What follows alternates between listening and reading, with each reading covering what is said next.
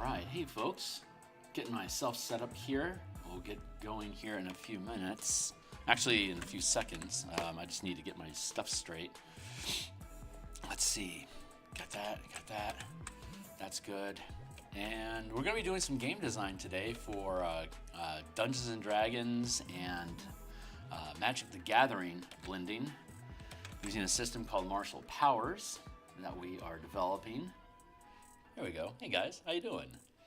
Let's see, I'm going to fix my background real quick. Okay, we should be good to go. So like, subscribe, bell icon for notifications if you think this stuff is fun. Where'd I go?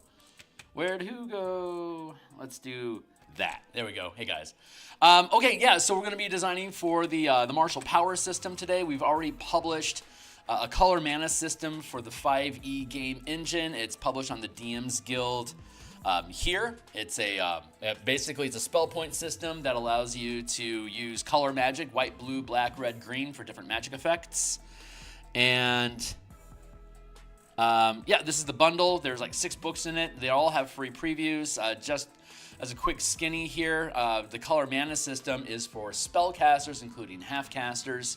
The 5 colors of magic are white, blue, black, red, green.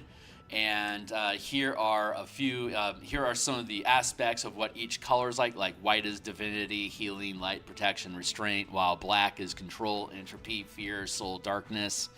And green, for instance, is animals, healing, plants, nature, spirit. So you can see there's some cross language there, like healing for green and healing for white, spirits, soul, and divinity for white, black, and green. So there's some crossover ideas inside the 5e game engine that get expressed well through Magic the Gathering's 5-color system, and the different damage types that exist inside the 5e system are divided in or devoted to different colors as well. Like acid on Magic the Gathering cards is black and green typically. Fire's almost universally red. So is lightning. There's like 2 cards that are blue that have lightning. Otherwise, all of the cards out there are red. Force could be white, blue, or red. Necrotic magic is naturally black, such as radiant magic is naturally white. So this is a breakdown. So between the aspects of magic and the damage types, we come up with the white, blue, black, red, green color identities for all of the spells in the 5e game. For example, Burning Hands is a red spell. It causes fire damage. It's a first level spell. The way the system works is it's 1 mana per level of spell. So a first level spell is 1 mana versus a 9th level spell is 9 mana.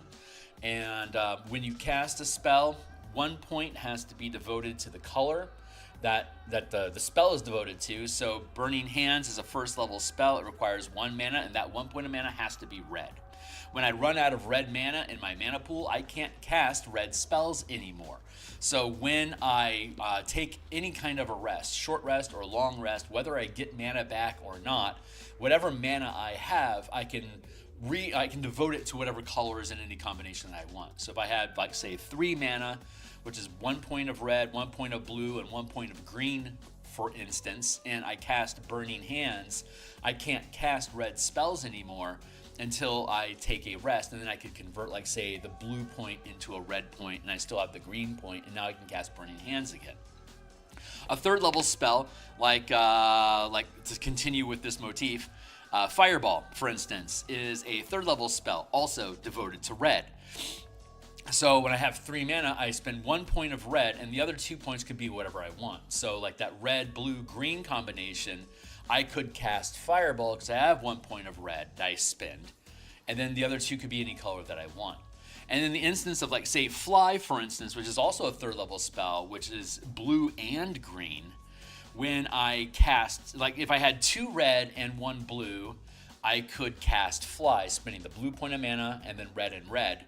Or if I had, say, 2 points of red and 1 point of green, I could also cast Fly because it's also devoted to green. So any color, like, for example, Elemental Weapon deals all the different types of elemental damage that are in the game. Acid, cold, fire, lightning, and thunder. And between those 1, 2, 3, 4, 5 types of damage, we have every single color. So this spell could be cast with any, where'd it go? This spell could be cast, go back down to it, Elemental Weapon. Elemental Weapon could be cast with any color that you want. And it doesn't technically matter which color, but if you wanted to lean even further into the idea of magic, you, for instance, would only be able to cast Elemental Weapon dealing cold damage if you had white or blue or green mana, for instance. But that's technically, you don't have to use any color mana at all. You can just use one for 1 point. It's 3 points of mana, and you can cast Elemental Weapon. And if you just want to say it's white magic to be able to cast cold with, you could. Or you could use a color mana pool and specifically choose to cast Elemental Weapon for cold damage with 1 point of white, and then the other 2 points could be whatever you want. That's a level of depth that we don't require. Technically, you just need the points. If you want to make it more interesting, you devote each point to a specific color. And if you want to make it even more complicated, if there's a damage type, that damage type can only be used if you're using a specific color. So there's different gears of restriction that you can place on spell casting if you want. And each of the classes that are spellcasters, we've recalibrated to use this using the Martial Powers and Color Mana playtest document, which is here, and it's a read-only, but you can read the entire thing here. This recalibrates all of the classes in the game to assume use of this mana system. Some of the class features are modified, but for the most part, you don't technically have to change anything about your character class in the player's handbook to be able to use the system. You just simply swap out the spell slots and put in the spell point progression and conform to the costs of spell casting and and whatever colors that you want to use. So like if we're down here, like for instance in the Sorcerer, Sorcerer's a lot of fun because we combine the sorcery points with the mana pool. So by the time you get to 20th level, you have 100 points of mana, and we blended the meta magic options into the prepared spells. So when you can prepare your spells, you could either choose, starting at 2nd level, you can either choose 5 spells or 5 meta magic, or any blend of like 1, 2, 3, 4 spells or meta magic as you want. You can use meta magic on cantrips. So if you wanted to just load up on just a cantrip cannon and spend all of your mana on meta magic that modifies your cantrips, you could do that. You could completely ignore meta magic altogether and just lean into prepared spells and just have a really thick mana pool. That's up to you. And we have a total of 23 different meta magics, mostly of which came from 3rd edition. I was a big fan of meta magic in 3rd edition. And similarly in 3rd edition, you could stack meta magic effects on top of each other by adding more spell levels to the spell that you cast. And so in that instance, this is translated into your maximum sorcery limit. So at 2nd level, and you'll see a parallel here to the half casting progression. 2, 5, 9, 13, 17. That's the same as half casting progression. So for the sorcerer specifically, at 2nd level, I can put 1 point of mana into any spell to modify it with 1 point worth of meta magic. So we come down here and we see a bunch of meta magic options that all cost 1 point. Careful Spell is you cast a spell that affects other creatures that you can see. You can spend 1 mana to choose a number of them up to your charisma modifier, minimum of 1. A chosen creature automatically succeeds on its saving. It's just the Careful Spell meta magic. But like by 9th level, you can cast you can put 3 points of meta magic into your mana. So like Terrifying Spell, when you cast a spell that deals damage, choose a number of creatures up to your charisma modifier. Chosen creatures become frightened of you. So this is basically the Fear spell, because Fear is a 3rd level spell that's being added onto whatever spell effect you're using that causes damage, modified by your charisma bonus, like number of targets. So that costs 3 mana, and at 9th level, you have a maximum sorcery limit of 3, so you can use this selection of meta magic. But instead, you could use, say, a second level meta, like a 2 mana meta magic and a 1 meta magic together. So, like for instance, Entangling Spell, which is second level. It's 2 meta magic, second level spell, basically the same as Entanglement, the Druid spell Entanglement. So we're basically tacking on Entanglement onto whatever spell it is that we're casting. So when you cast a spell that deals damage, so I could use this with a cantrip if I wanted to. Choose a number of creatures affected by your charisma modifier, and if it's a cantrip, it'd only be 1, likely. Chosen creatures must make a dexterity saving throw or are restrained, and then they can make a saving throw at the end of each of their turns to end the effect. So at 9th level, I have a maximum sorcery of 3. This is 2 points of mana for Entangling Spell, and then I can tack that on with Lifelink. When you cast a spell that deals damage, that cantrip for instance that we've already entangled, roll a number of d6 equal to the mana spent using this meta magic option. You gain temporary points of mana when you cast a spell that deals damage. Roll a number of meta magic option. You gain temporary hit points equal to your charisma modifier plus the total amount rolled, minimum of 1. Meta magic option up to your sorcery limit.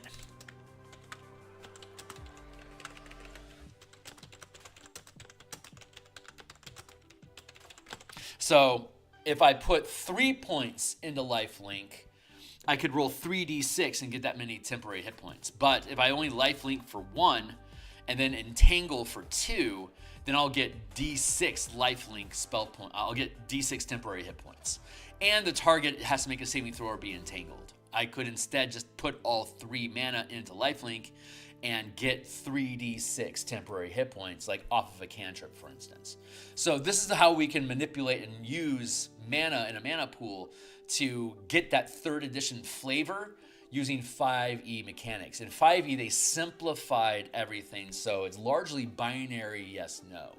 So they made meta magic you can only use 1 meta magic at a time unless it specifically said otherwise, like with Subtle Spell. But with this system, you can stack up as many effects as your maximum sorcery limit allows you to. So you've got a lot more customization and flexibility, which is what a mana system is really good for, creating balanced, flexible options so that you can create the type of game loop and a type of character that you want to help your party succeed in adventures. I'm going to adjust this window here. And so we're going to be playing, right now we're going to instead, though, play with Martial Powers. That's the spell point system for casters. But Martials don't have spells. They don't have spell slots. The Battlemaster, for example, has a stack of superiority dice. I'm going to flip this window out here and push this down just to get it into a separate window. There we go. There we go. So the martial characters in Dungeons & Dragons don't have a mana pool, spell slots, spell selections to prepare. So there's this thing called the caster-martial divide, where the spellcasters get this ongoing resource that they can expend for on-demand effects. That is an increasing list, up to like 25, 30 potential spells that they can choose over the course of the character's career to have available to use at any time that they want. While a fighter can basically hit stuff and make ability checks. And it doesn't have this huge flexible option. So we wanted to bridge the divide between martials and casters by giving martials a stack of options that they can use a resource to expend. And in 3rd edition, it was called Tome of Battle, the Book of 9 Swords, which gave martial characters a stack of mana and a whole book of powers that they could prepare, just like spellcasters could prepare. And it was awesome. It was the best thing that happened to 3E. It just completely changed the game, and it allowed us to create all sorts of really cool Gish characters that could do all sorts of unique options to change how their character interacts with the party and runs adventures. We wanted to add that back in, and it really jives well with this mana system. So in the martial power system, you'll get a stack of mana, and if you want to like roll an extra die on an ability check, you'd spend a point of mana to roll an extra die, for instance. And there's like 200 abilities that we have in here in total, so it's a that's a thick, robust kit of options that parallel spellcasting. And half casters like paladins, rangers, and artificers, they can choose their spell list or powers as they want because they're considered to be martial characters, so they have access to this full list, while barbarians, monks, fighters, and rogues are pure martials, and they only have access to the martial power list. Full casters like bard, druid, cleric, wizard, warlock, sorcerer, scion, they're full casters, so they don't get any access to martial powers, just like fighters and rogues don't get any access to spellcasting. So it's a parallel system that works alongside and equal to half casters. It's a half casting progression, gaining 1 rank of power at 1st, 2 at 5th, 3 at 9th, 13th is 4, and then 15th at 17th level. And then we get a power die, which is like a superiority die, martial arts die, bardic inspiration die. It serves the same psionic die. It all serves that same function of when you're spending mana to boost D20 tests or whatever die roll, like damage rolls you're making, you're expending mana to get extra dice. And as you gain levels, your die becomes larger. So at 17th level, like if I was to do a banishing strike, for instance, I could spend 5 mana, deal an extra 5d10 damage, and then that target makes a save or becomes banished until it can save its way back or gets permanently booted from this dimension. So this is basically converting all of the Paladin Smite spells into general powers that can then be taken and expanded upon. We've got like 20 some odd different types of strikes inside the game, and we'll be able to take a look at some of those as we go along. So today there's a new Unearthed Arcana that has been released by Wizards of the Coast. I'm going to peel this out in a separate layer, and it's linked in the description down below, as is all these mechanics and the books that I've already published about this system. Last week when we were here on Saturday, we updated the Path of the Spiritual Guardian using these mechanics in the Martial Powers game engine that we've created. So what we're going to do today is I'm going to grab this layer here, as we're going to fetch one of the subclasses. Since we already finished the Path of the Spiritual Guardian, what we'll do instead today, we'll just keep moving through the list. So the next one is the Path of the Storm Herald. And we've already translated the Path of the Storm Herald using the, let me get to it.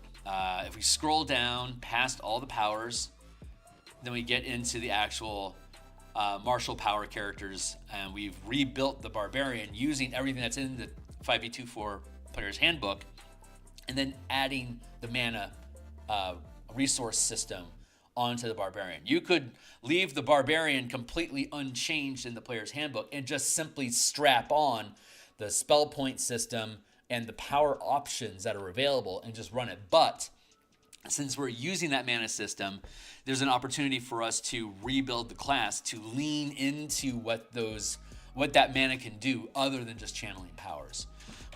So the basic structure for all martial characters, as well as half casters that are using the power system, it's a short rest mana system, just like the monk already uses. You start with 1 mana at first level.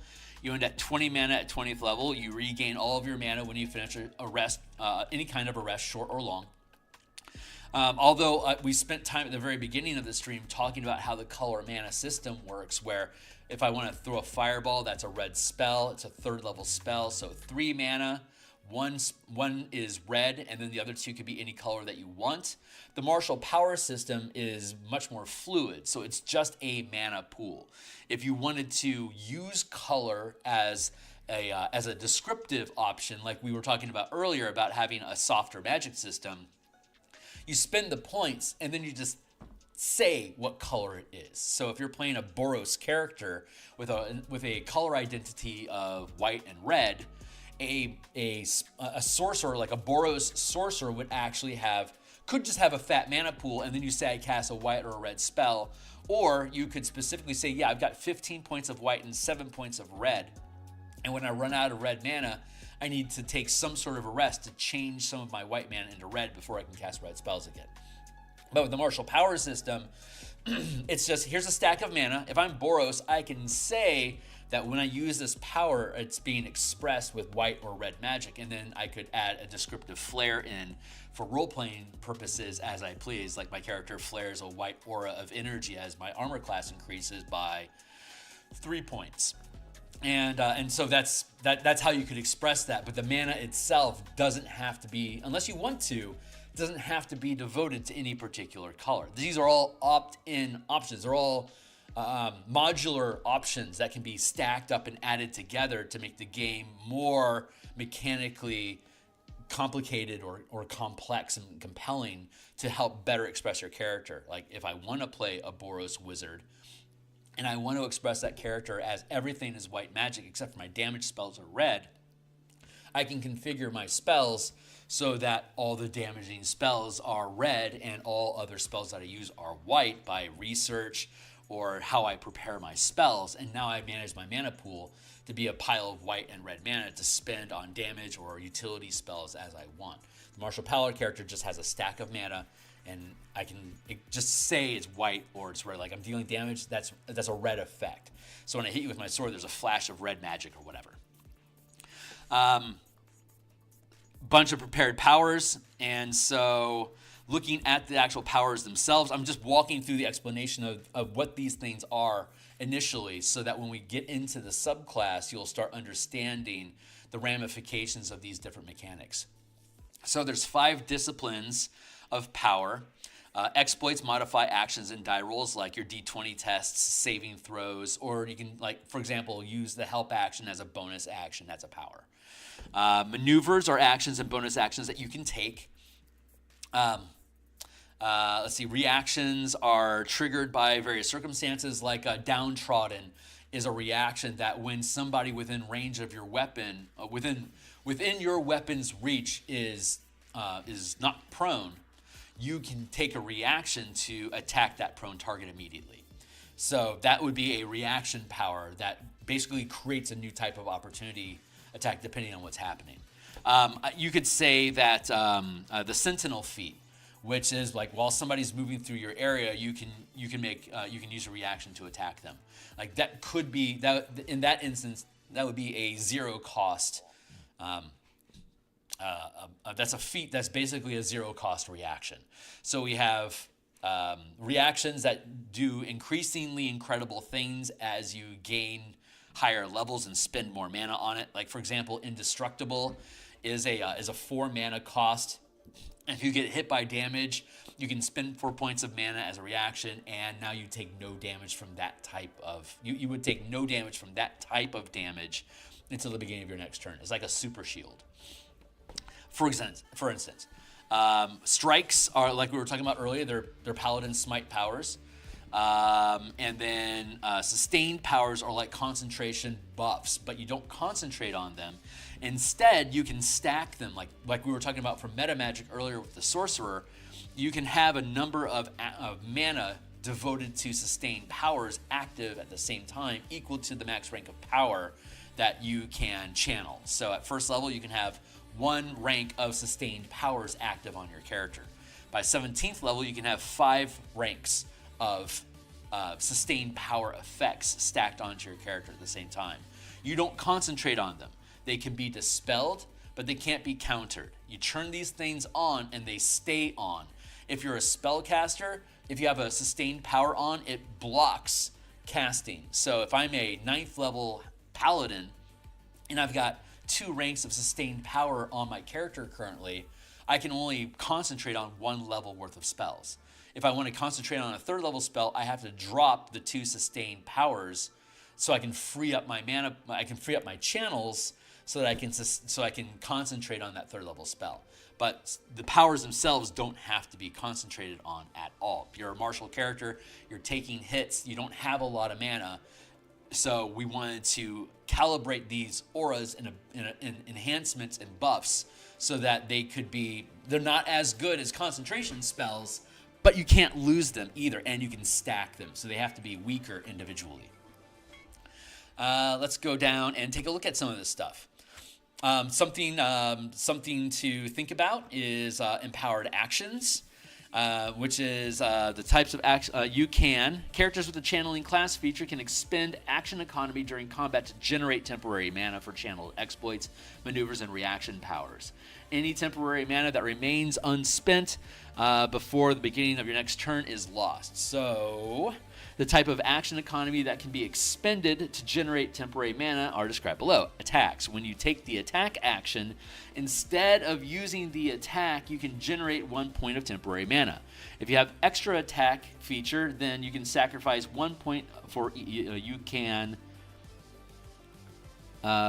attack can be expended, not sacrificed, expended for 1 point each. You can choose to sacrifice each attack. You can choose to expend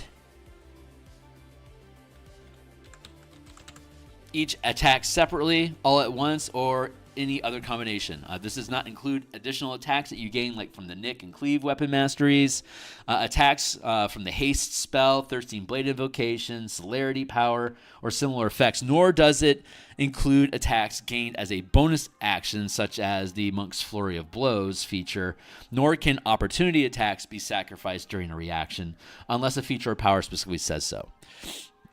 Let's see. So like if I have 3 attacks as a level fighter, and here we have an example down here. A 5th level fighter can make an attack, and if it hits, you can expend your bonus action. Oh, that's bonus action. Let's look at bonus actions. Bonus actions. You can use your bonus. You can expend your bonus action. You can expend your bonus action to generate temporary mana based on the rank of power you've gained, as listed on the table below. So if your max rank of power is 1, which you would gain as a first level character, when you sacrifice your bonus action, you generate 1 point of temporary mana. At 9th level, or when you can channel 3rd rank powers whenever it occurs, you can get 2 points of mana when you sacrifice your bonus action. And at 17th level, when you can channel 5th rank, that's when you would have 3 temporary mana. And then you can expend your reaction during any turn to generate 1 point of mana, including your own. So, like, for example, you can expend your reaction anytime as well. For example, if you hit with a weapon attack during your turn, you can expend your reaction to generate 1 point of temporary mana, which you can immediately expend to channel a strike power. So this is allowing you to either increase the complexity of your character's tactics during a turn, or you can expend all of your action economy to generate a pile of mana that you can then use to do one thing really well. So if I only wanted to make one attack, like a 17th level character, for instance, like a 17th level paladin, for instance, gets 3 points of temporary mana when I expend a bonus action. I have 2 attacks, so I could expend one of those. I could actually attack with one of them, and if I hit, I could then use my bonus action to generate 3 points of mana. I could also expend my second attack to get a 4th point of mana. And I could then also expend my reaction to get a 5th point of mana. And now I have 5 mana. As a 17th level character, I can channel up to 5 mana. I just basically, instead of doing a bunch of stuff during my turn, I only do one thing. And then I just dump all of my action economy to making that one thing better, dealing an extra 5d10 damage with the attack. Basically casting a 5th level Paladin Smite spell for free, but I can't do anything else. My turn is over. I'll move, and now my turn is over because I've completely exhausted all of my action economy until my next turn. So you could, at high levels of gameplay, instead of having a whole bunch of complicated shit that you're going to do, because that's how you play high-level games, you could simplify it to being BX style, where I make an attack and then I just dump a whole bunch of damage into it. Or I have a second attack. So I miss with my first attack, so I'm going to use my second attack. I'm going to attack again. I hit. I still have a bonus action and a reaction. I can now get 4 points of free mana to dump into that attack. So I made an attack. I got to try again. I hit. I dumped the rest of my mana to do a lot of damage. 17th level character, I'm done. And then you move on. So your character can be as simple to use or as complicated as you want. You've got 2 attacks, you've got a bonus action, a reaction, and you could use different powers to expend mana from your own mana pool to trigger effects with each piece of action economy if you want to, Or again, you can cash in your action economy to get free mana to do more with less, or to do less with more. However you want to say it. So those are the ideas. And then one step beyond that is the meta powers. And meta powers are like cantrips. So instead of having to expend mana to trigger an effect, these meta powers are very are specific and slight enough in effect that you would use a meta power instead of a spell or a power, for instance. So there's combat masteries, there's damage, and then there's feats. So you can prepare feats with this system. You don't gain the ability increase when you do, but you also don't have to worry about any prerequisites. So I could prepare Sentinel as a power instead of taking it as a feat. I won't gain the ability bonus, but I also don't have to spend my feat. I can now use my feats that I gain, my ASIs at 4, 6, 10, 12, 16 as a fighter. I could instead increase my stats. And if I really want to have like Polearm Master, Sentinel, Great Weapon Master, Slashing, if I want to have those 4 feats, I could, by preparing all 4 of them instead of actual powers. So again, with the ability to change the level of complexity of our characters, you can pick up a bunch of powers that require you to expend mana, and now you're managing a mana pool and managing your action economy to make sure that you have the mana that you need to be able to generate the effects that you want during your turn as a complicated expression of your character's, basically the deck of your character. Or you could say, I don't want to worry about mana at all, so I'm just going to take a shitload of feats and ignore my mana pool. Or maybe I'll take Empowered Ability as a sustained power. It costs 1 mana to turn that on, and it stays on. I spent that 1 point of mana. I don't have to mess around with mana anymore. But if I say Empowered Constitution, if I have to make a Constitution saving throw or ability check, here I'll show you guys the Empowered Ability is a cool one. Empowered Ability. Choose 1 ability score. You have advantage when rolling checks and saves with that ability. And as a kicker cost, so Empowered Ability is a first rank sustained power. So at first level, I can spend 1 mana, turn this on, and it stays on until somebody dispels it, or I'm incapacitated / asleep. So I could choose, like for example, the Barbarian. When you have Rage active, automatically gets advantage on strength saving throws and ability checks. So a Barbarian basically gets Empowered Ability for free. But with this ability, my fighter could pick up Empowered Ability and also have advantage on saving throws and ability checks with strength, or Constitution, or Intelligence, or Wisdom, whatever I need. And you can channel this power more than once simultaneously, choosing a different ability for each point of mana sustained this way. So the Barbarian, for instance, while raging, is basically empowered for free for strength, but then I can sustain 5 instances of Empowered Ability to also pick up Dexterity, Constitution, Intelligence, Wisdom, and Charisma. And now all 6 of my stats are at advantage while I have these things active and while I'm raging.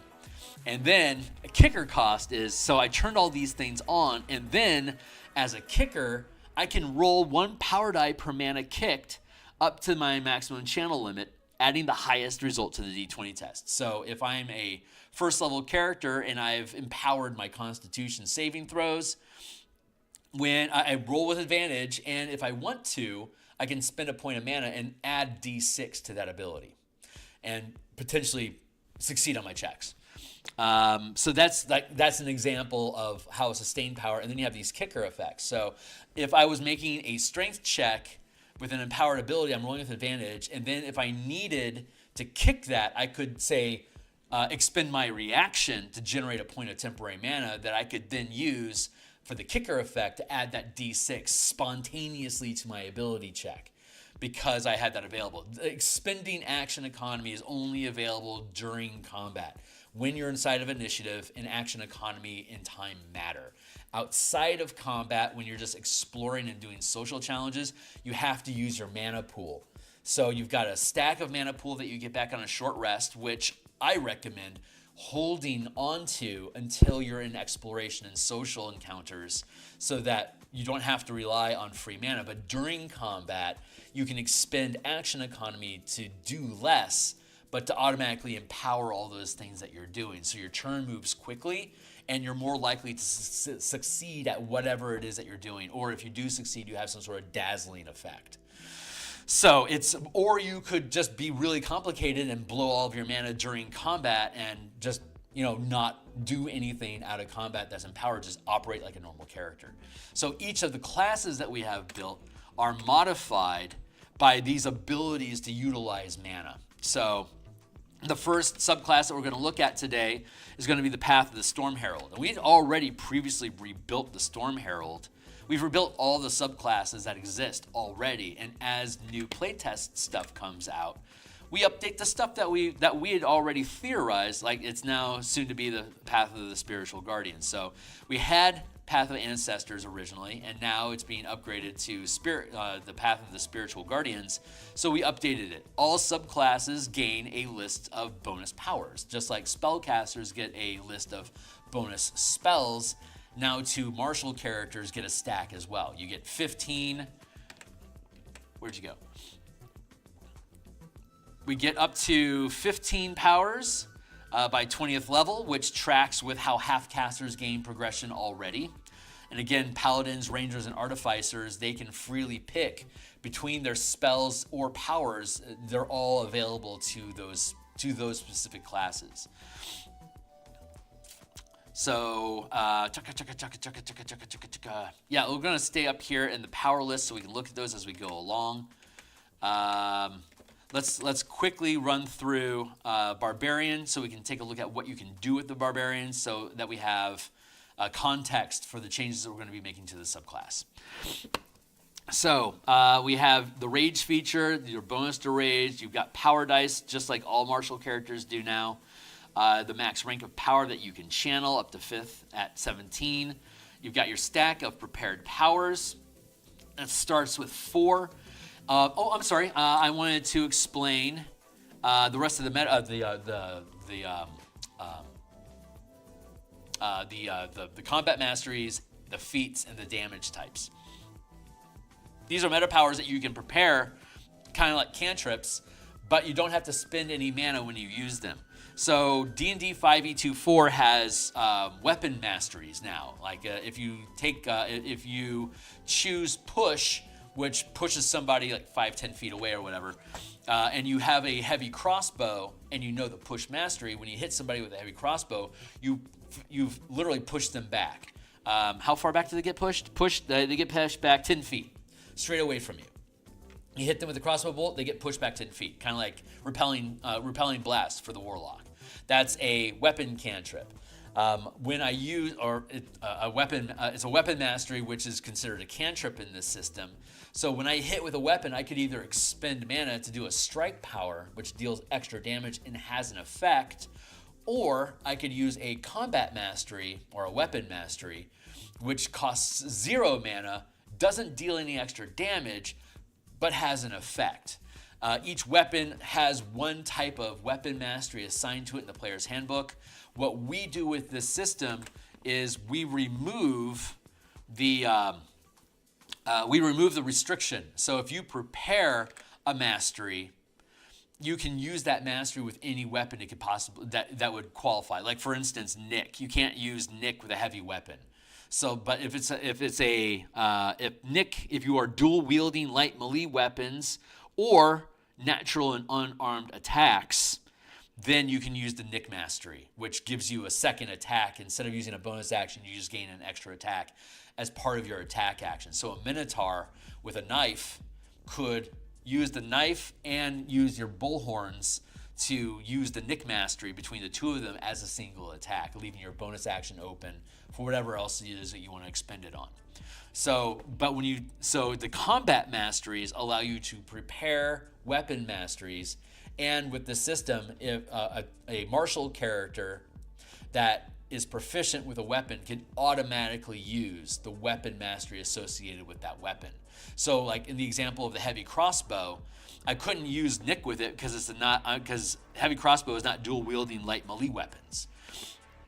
I could instead, it automatically has the push mastery, so if I use a heavy crossbow, I automatically get push, but if I wanted to prepare topple, I could choose to either push or topple somebody when I hit them with a heavy crossbow. Or since I have topple prepared, if I instead use my dagger with my Minotaur, I could use my horns or my knife to topple a character. I'm skilled in knocking people over when I hit them. That's what the topple mastery does. So I wouldn't be able to use a strike power. There is a tripping strike, which deals extra damage and vastly increases the likelihood of tripping somebody. Or I could do topple for free, which has a chance of knocking somebody over, but doesn't deal any extra damage and doesn't cost any mana to do so. And then we have feats. So you have origin feats and fighting style feats, which you can prepare at first level. And then general feats, which have a prerequisite of 4th level, we can start preparing them when we gain access to 2nd rank power, which would be a single class, like a fighter at 5th level. And then we have epic boons, which normally can only be taken at 19th level when you get access to your epic boon feature. But with the martial power system, when you get access to 5th rank powers at 17th level, there's a small list of boons that you can take that aren't completely broken to be able to spam. So 17th level to 20th level, you can prepare any of these epic boons, and then at 9, so that way, if you have a martial character, you don't have to lament that you screwed up your feat timing at 19th level to maybe or maybe not get an epic boon. So this allows you to freely multiclass and still get access to these boons once you hit 17 levels of channeling, of multi-class channeling, like a 5th level ranger, 5th level paladin, 5th level barbarian, 2nd level fighter at 17th level has a multi-class channeling limit of 5th rank power, 17th level. So as a ranger, paladin, monk, fighter, barbarian fighter, I could at my 17th level character level take these epic boons. So as a multi-classing works the way that you would expect it to. If I've gained one level of fighter, rogue, paladin, monk, paladin, that's 5 levels, but since I could channel up to 2 mana as a multi-channeler class, but none of those classes have gained, can't prepare above 1st rank.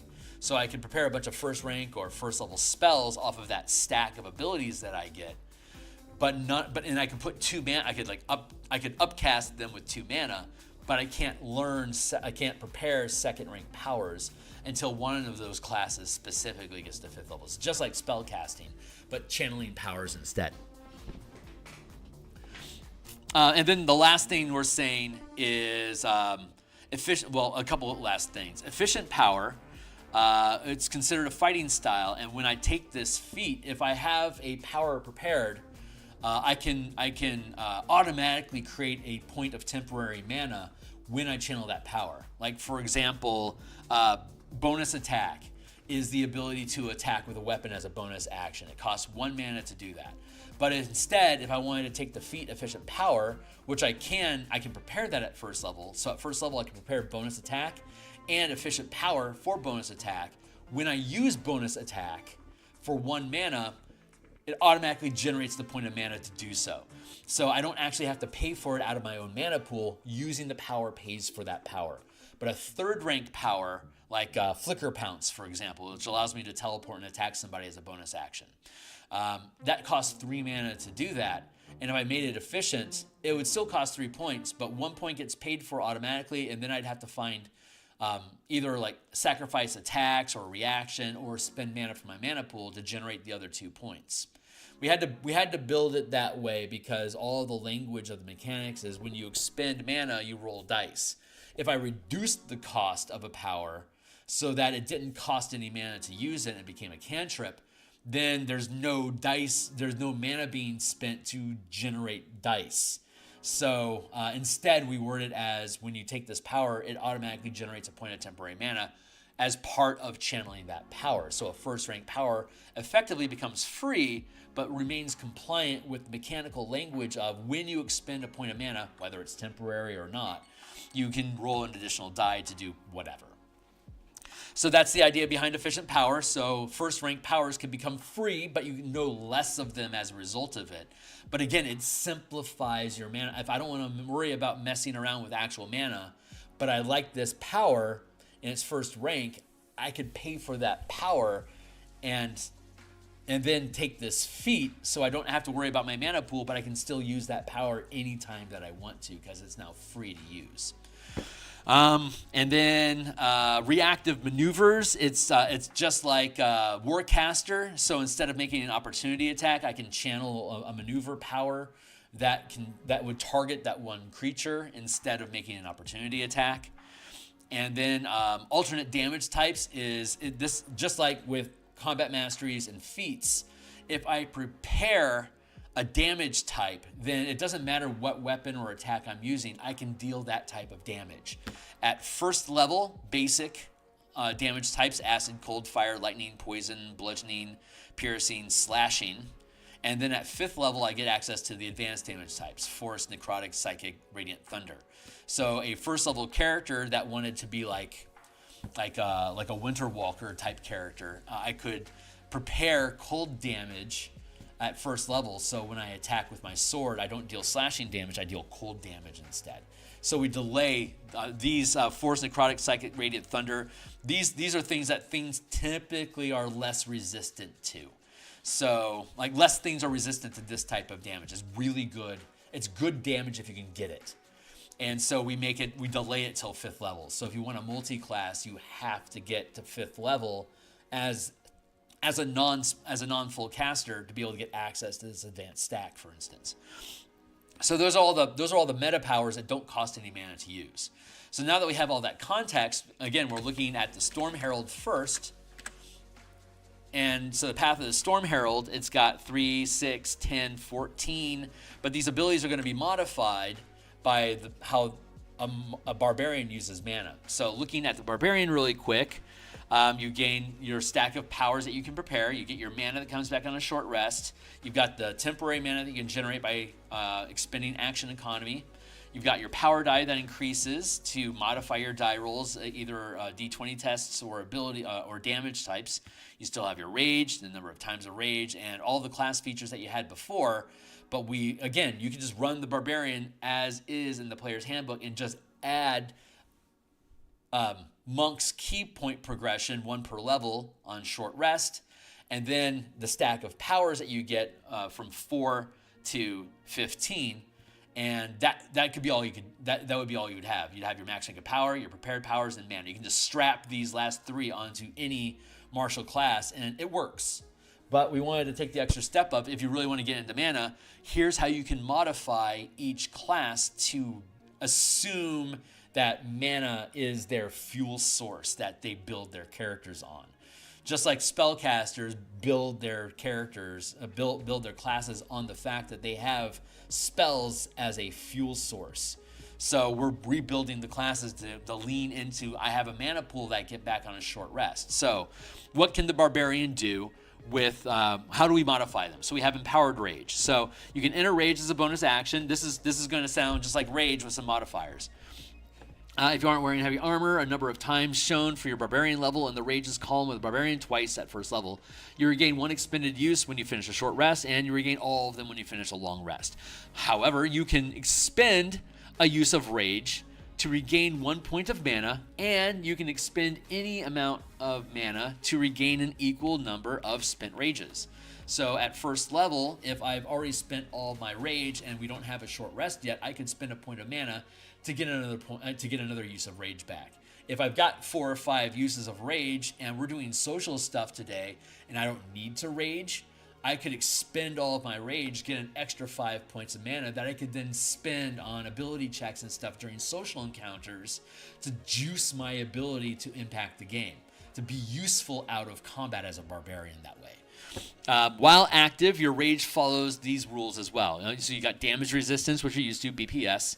Strength advantage, like we were talking about. Again, you get advantage on strength checks and saving throws. You get your rage bonus, which is damage. You can add, when you're making strength-based attacks, you can add that damage. Target-based damage increases as you gain levels. Damage called the Barbarian table. And channeling, while raging, add your rage bonus to your channeling DC. So if I want to trip you with a DC 17, if I'm a 9th level barbarian, that's going to be with +4, so it'd be a DC 21, for instance. And then no concentration of spells. You can't maintain concentration, you can't cast spells. However, powers are not spells, and channeling is not casting, and sustained powers aren't concentrated on. So the channeling system completely vibes and operates mechanically inside the barbarian because it's not spell casting, it's a different type of magic. Primal power. So this is fun. While raging, you can expend barbarian hit dice, no action required, instead of mana to channel powers. When you do, an equal number of power dice are replaced with D12. So at first level, I roll a D6 with a power die, but if I expended my hit die instead, I'd keep my mana, and instead of rolling a D6, I'd roll a D12. And in addition, I regain a number of hit points equal to the result of the hit dice rolled. So in this instance, I'm spending 1 hit die. I'm going to roll a D, say I got a 10. So I get a +10 bonus to whatever I'm rolling that die for, and I get 10 hit points back. So basically, I don't have to wait until my short rest to expend my hit dice. While I'm raging, I can use that power to channel power effects, and I'm healing myself in that process. So I become even more tanky than before. So you double your mana pool, and you've got mana on the fly that you can just expend. So even if you don't need to use something, you can just channel a power while you're raging just to get hit points back if you wanted to. Fun stuff. And it's limited by your hit dice supply. So you only have 1 mana at first level, but by at 20th level, when you have 20 temporary mana, or when you have 20 points of mana in your mana pool, you are doubling your mana pool because your mana equals the number of hit dice that you have. So you're basically getting double the mana. But barbarians don't have a lot of ways to get mana otherwise. All the classes have ways to cheat mana into your mana pool, and this is the way that the barbarian does. And then during combat, rage lasts until it ends, blah, blah, blah. Out of combat, rage can be sustained, but out of combat, you can sustain rage as a first rank power. So I don't have to be doing combat stuff to maintain rage. If I want to rage my way up a mountain, I can just turn on my rage as a sustained power and lock it on. And now I can use my rage bonus like for my climbing checks, for instance. So it makes the barbarian very useful in utility. I can't sustain rage in combat, so I would drop the rage and then turn it back on as a rage action, and then be able to do combat as normal. Unarmored defense, as before, that's unchanged. Danger sense is unchanged. Reckless attack is unchanged. Barbarian subclasses are the same. Primal skill, you gain proficiency in an additional skill of your choice. In addition, while your rage is active, you can make an ability check using one of the following skills. And use your channeling ability score instead, which is assumed to be strength, but a barbarian can use strength, constitution, or charisma as your channeling ability modifier. Like if you wanted to play a barbarian sorcerer, for instance, you could have your barbarian operate off of charisma for your channeling to reinforce charisma as important for your sorcerer. And since you can prepare feats as powers, at 4th level, your barbarian can afford to up strength, constitution, or charisma as you need. Feats at 4, 8, 12, 16. Extra attack as usual. Fast movement as usual. Feral instincts as usual. Instinctive pounce is unchanged. And then 9th level, instead of having brutal criticals, we now have brutal power. Once during your turn, while using reckless attack, you can forgo rolling with advantage for that attack and gain 1 temporary point of mana to channel a strike power if you hit. That should be... gain 2 temporary hit points of mana to channel a strike power if you hit. So, once a turn while using reckless attack, if I take disadvantage and I hit, I automatically gain 2 points of mana for free to be able to generate damage. And Relentless Rage is unchanged. Improved Brutal Strikes at 13. And then, oh, no, sorry, that needs to be 1. At 9th level, it's 1 point. At 13th level, it's 2 points. At 17th level, it's 3 points for free. Persistent Rage is unchanged. Relentless Rage is unchanged. Indomitable Might is unchanged. Epic Boon is unchanged, and then Primal Champion is also unchanged. So the only thing, so we're only modifying Rage, and Brutal Criticals become Brutal Strikes instead. So any strike power that you have prepared, when you score a when you hit with using Reckless Attack, you automatically generate mana for free in that instance. But that doesn't click on until 9th level. Until then, you're on your own. So you're going to expend Action Economy to generate mana for you if you need it, and then on top of that, you can get the you can automatically get the extra mana from the Brutal Strike. So if you hit with your first attack on a Brutal Strike, you'll get, like, at 17th level, you'll get 3 points of mana for free, and then you could expend, if you wanted to expend your second attack, you could gain an extra point of mana to channel 4, and then you could expend your reaction if you wanted to get a 5th point, and you haven't spent any mana from your mana pool, and you just did 5 mana, an extra 5d10 damage. So that's the chassis of the Barbarian that we're using. So now that we have that framework in place, we can now go down to the Path of the Storm Herald and start rebuilding. I went too far. Let's see. Wild Magic, Path of Wild Magic, there it is. Path of the Storm Herald. Path of the Giant, Path of the Beast. These are the Forsaken Barbarian paths, which don't appear in the player's handbook. The Zealot appears in the player's handbook, and we've modified it already. Path of the World Trees is also here. Path of the Wild Heart, and Path of the Berserker. And again, each of these get 10 bonus powers to reflect what they can do. Like, for example, Path of the Berserker is fast, which speeds you up. Retaliate, which allows you to attack somebody as a reaction to them hitting you. Bonus attack gives you the extra attack as a bonus action. Overrun lets you deal damage when you move through their space, which leans into the use of fast. I have overrun listed twice. I need to replace that. I'm going to put a comment here. Replace this. That was clumsy that I did that. But hey, we're still in a playtesting document, so we're updating stuff. Intimidating Strike gives your target fear and deals damage to them. Curse of Exposure gives them disadvantage against your saving throws. So if you hit them with a Curse of Exposure and then try to intimidate them, they roll with disadvantage. Wave of Terror allows you to frighten groups of people. Frenzied Attack gives you extra attacks during your attack action. Counter Strike allows you to, as a reaction to somebody using the magic action, you can attack them. And if you hit them, they have to make a Constitution saving throw, or their spell effect is ruined. So, like, those are the bonus powers that a Berserker would get, which you would expect that type of stuff for a Berserker. So let's go down to the Forsaken subclasses. These are all the paths that did not appear in the player's handbook. They're all of the ones that have been published by Wizards of the Coast that we translated, including the Battle Rager, super fun. So now let's go down to Path of the Herald. There we go. So this is where we're going to be spending our time. I'm going to, here's the Unearthed Arcana, and I'm going to open up a notepad here so it's easy for me to cut paste stuff. So skipping the flavor text, let's get into the actual powers themselves. So Storm Aura, I'm going to zoom in so it's easy for me to read. We'll look at the bonus actions and then come back to those when we're done.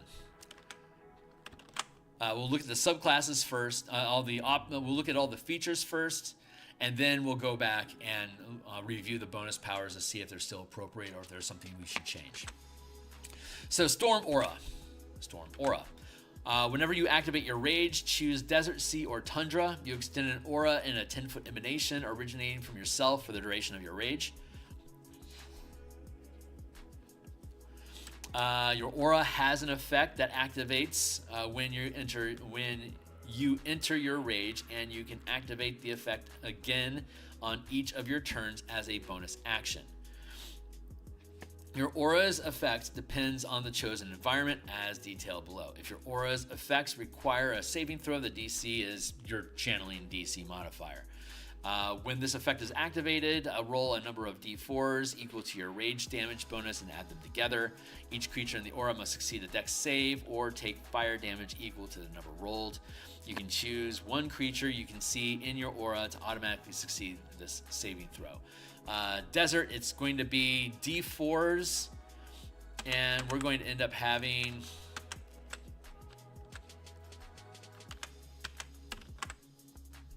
let's look at how many rage features, how many rages do we get? 6. So that's going to be 6d4. Max damage is 24.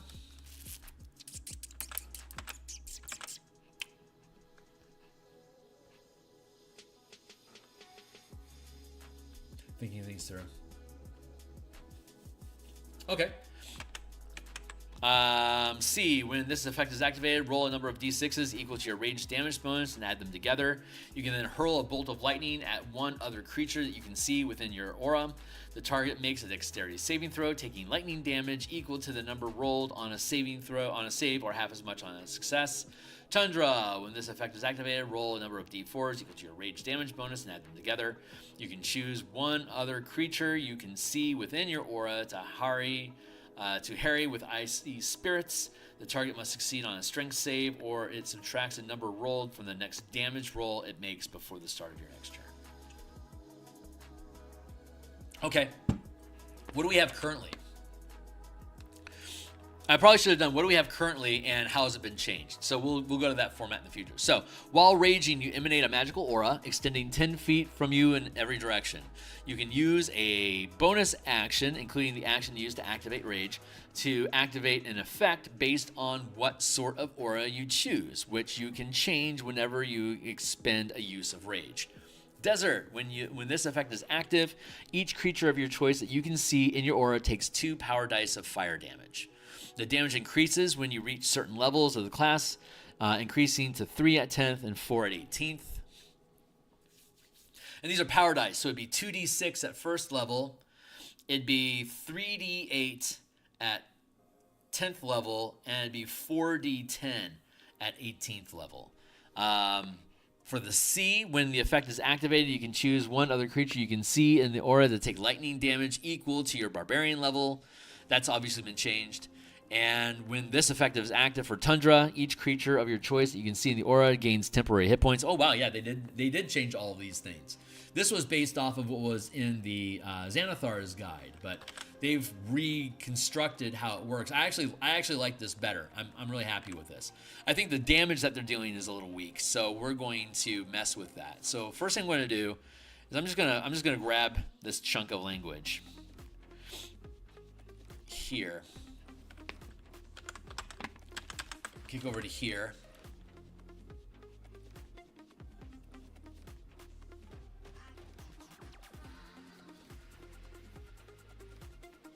And I'm going to pick this up.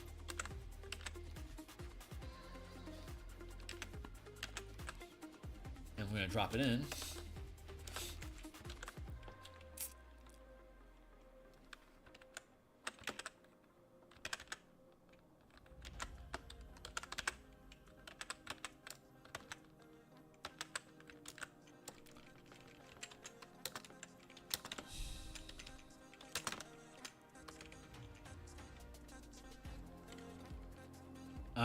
Let's see. Whenever you activate your rage, choose desert, sea, or tundra. You extend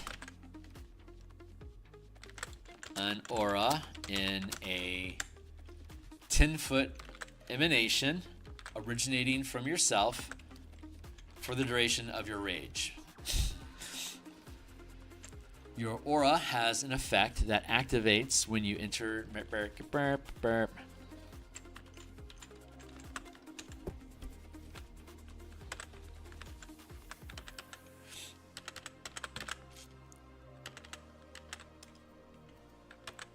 Your aura okay, yeah, that actually is relevant.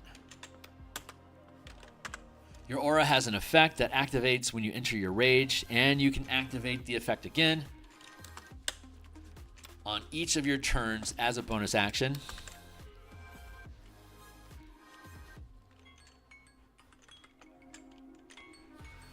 And during combat,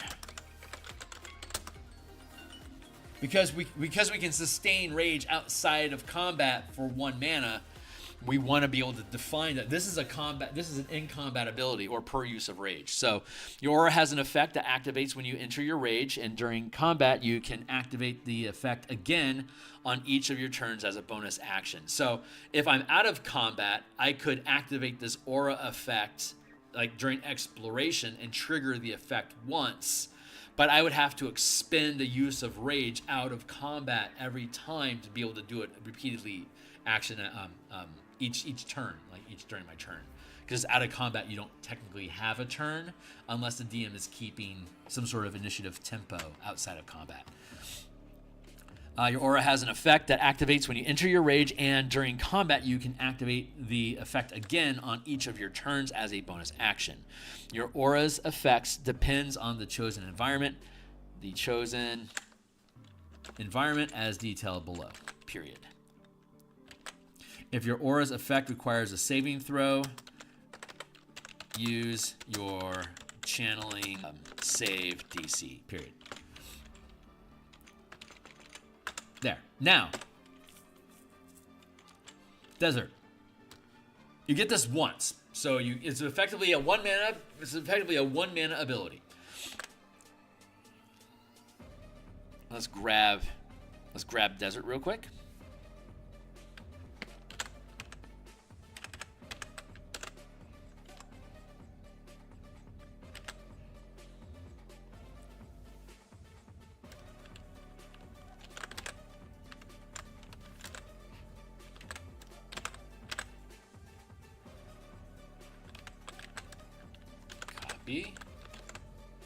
Paste. If your auras, there it is, Desert. You can choose one creature you can see to automatically succeed on this saving throw.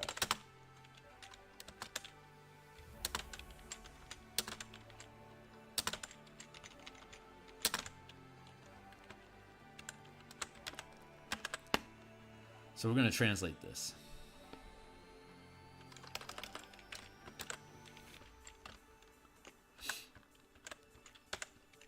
So the way that it is currently is when this effect is activated, each creature of your choice that you can see in an area takes 2 power dice of fire damage.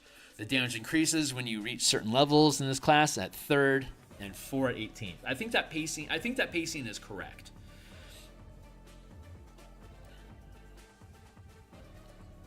When this effect is activated,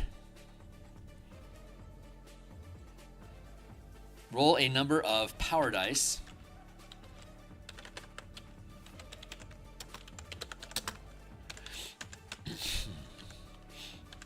equal to your rage damage bonus and add them together. Each creature in the aura must succeed on a dexterity saving throw or take fire damage equal to the number rolled. You can choose one creature you can see to automatically succeed on the saving throw. Very clean and efficient. I'm really happy with that. So at first level, it's going to be 2d6, and it'll be 6d6. Yes.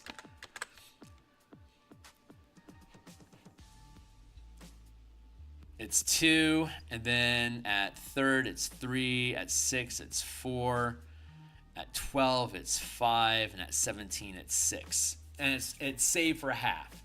So here it would be 6d10, and if they save, it'd be half of that, 3d10. And that's for all creatures in the area. And you can do that once. Your aura has an effect that activates when you enter your aura, and during combat, you can activate the effect again on each of your turns as a bonus action. Your aura's effects depend on the event. Your aura has an effect that activates when you enter your rage, and during combat, you can activate the effect again on each of your turns.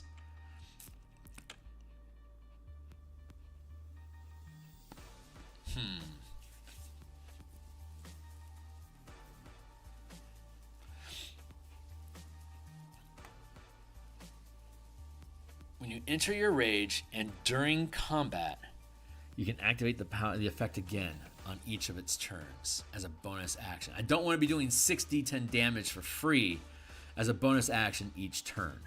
So I probably do need to curve this. I see why it's D4s. That's very mild. But I want it to pace. So let's see. How do I want to do this?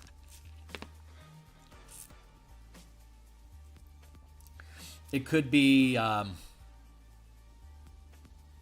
could be 1, 2, 3. A D6, 2D8, 3D10. 3D10 isn't that much more than 6D4. I think that jives. When this effect is activated, roll a number of power dice equal to half.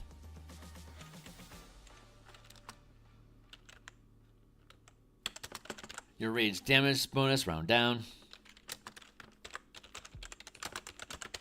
And add them together. So at first level, it would be 1d6. At ninth level, it's 1d6. At third through fifth level, it's still 1d6. At sixth level, it's 2d6. At ninth level, it becomes 2d8. At 12th level, it's still 2d8.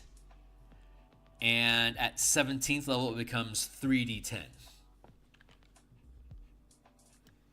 Yeah, I'm good with that. Equal to half your rage damage bonus, round it down, and add them together. There we go.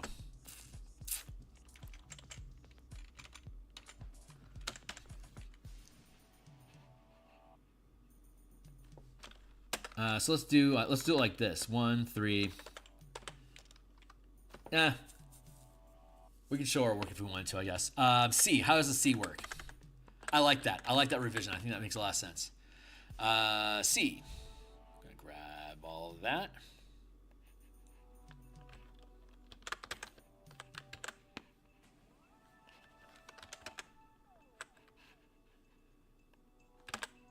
Knock it off. Copy, paste.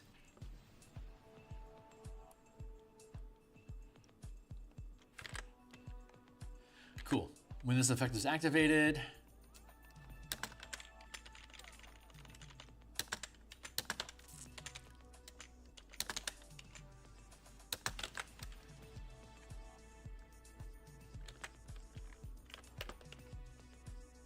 there, Tundra.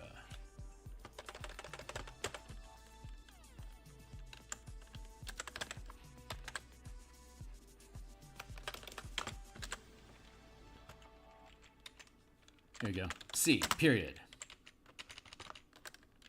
When this effect is activated, roll a number of d6s equal to your rage damage bonus and add them together. You can then hurl a bolt of lightning at one other creature you can see within your aura. Target makes a dexterity saving throw, taking lightning damage. So it's going to be 6d6 at 17th level.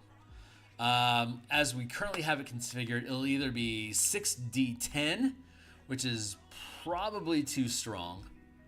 When this effect is activated, roll a number of d6s equal to your rage bonus. Add them together. You can then hurl a bolt of lightning at one creature you can see within the aura. The target makes a dexterity saving throw, taking lightning damage equal to the number rolled on a failed save or half as much damage on a successful one. So I could do a single target. If I did 5d10 at 17th level versus 66, it'd be 50 versus 36.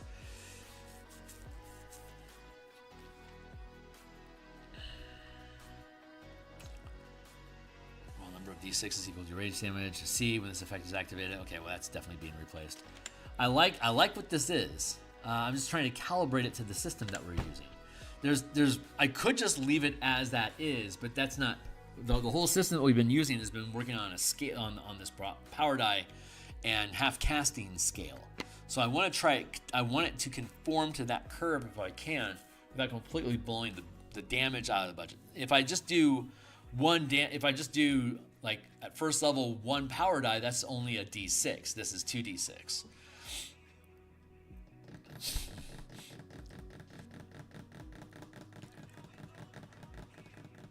At 1 other creature you can see within your aura. Target makes a dexterity saving throw, taking lightning damage equal to the number rolled on a failed save, or half as much damage on a successful one. 36. Yeah, I'm okay with that. We're going to let it be. And then we'll grab Tundra here.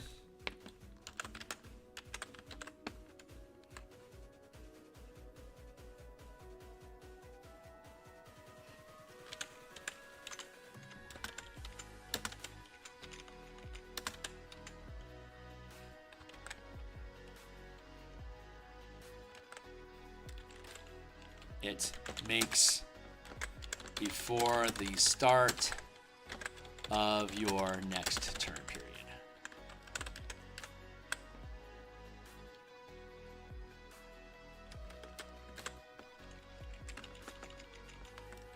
Tundra.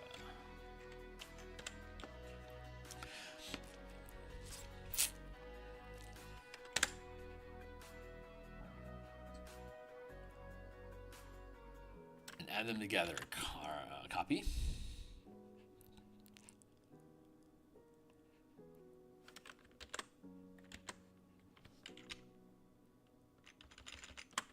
When this power is activated, roll a number of power dice equal to half your rage damage bonus, round it down, and add them together. You can choose 1 other creature you can see within your aura to harry with icy spirits.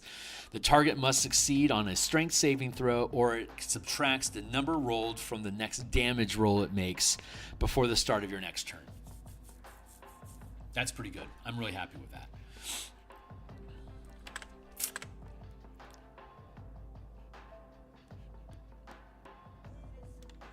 It's either 6d4 for maximum 24 or 3d10, which is a maximum of 30. Not that big of a difference. And it scales the way that we want. So hold on. So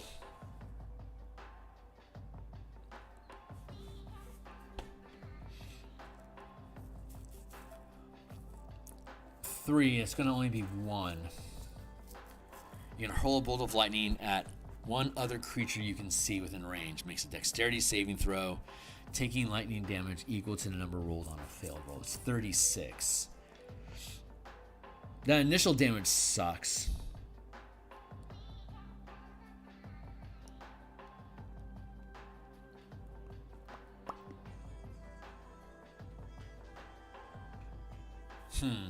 It's a saving throw. I think I'm not happy that the sea is inconsistent from desert and tundra. I really like how desert and tundra sit. I'm gonna let the sea sit for now. We'll see how it ends up. All right, cool. So we'll let that one be. Let's move on to Storm Soul.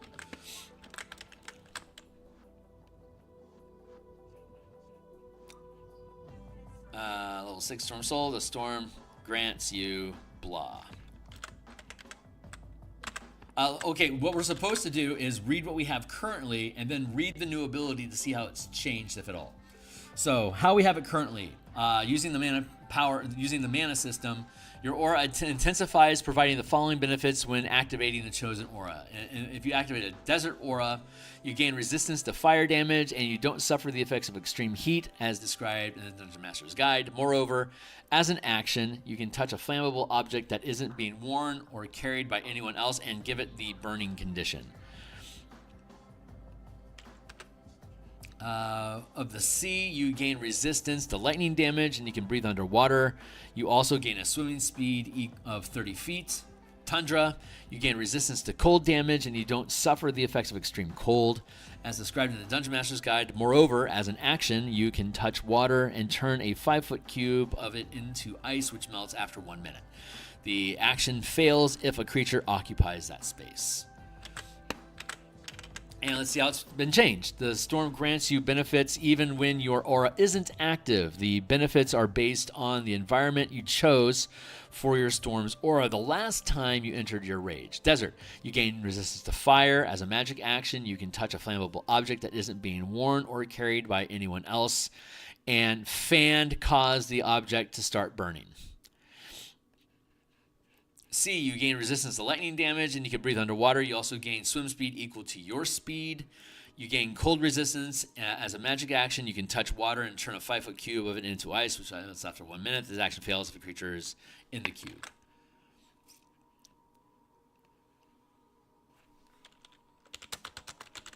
Is in that cube. Okay, so these things are virtually unchanged, and they got rid of the effects of extreme cold, but the effects of extreme cold is cold damage, which you're resistant to. Breathe water, you gain swing speed equal to your speed.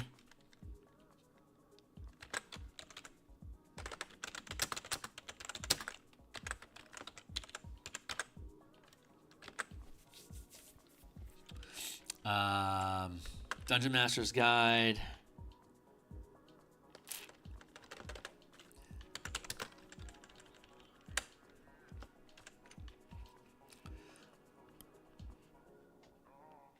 Let's see. Oh, yeah, I'm going to copy the language from above.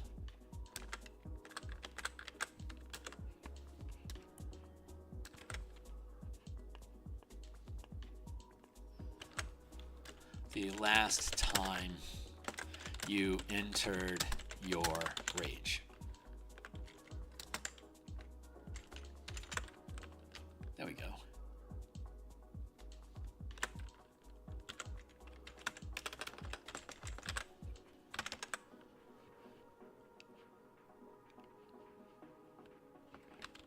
I like that. Okay, so 10. Shielding Storm. Is it still called Shielding Storm? Shielding Storm. Okay, so this is what it was. Creatures of your choice within your aura gain resistance to the damage type of your current aura. And this says you can use this mastery of the storm to protect others. Each creature of your choice within your storm aura has the damage resistance you have for the Storm Soul feature.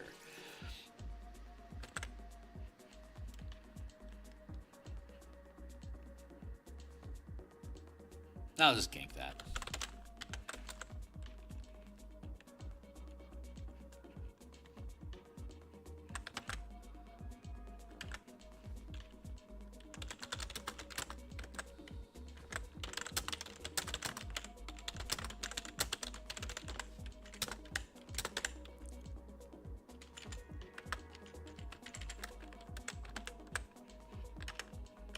There.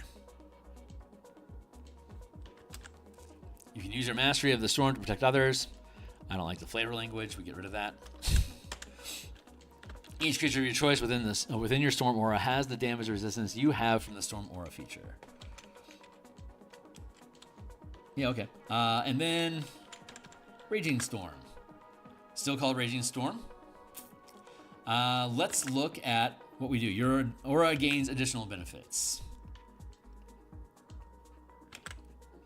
Desert. Immediately after a creature in your aura hits with an attack, you can use your reaction to force that creature to make a dex save. On a fail, the creature takes fire damage equal to half your barbarian level.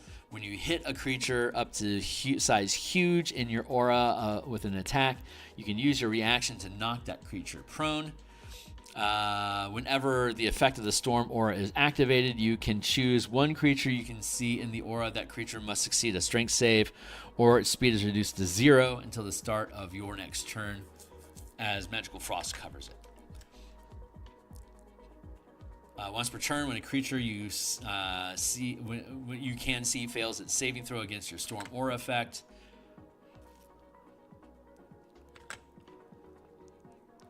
you can cause it to start burning for 1 minute or until your rage ends. A burning creature takes an extra d4 fire damage at the start of each of its turns.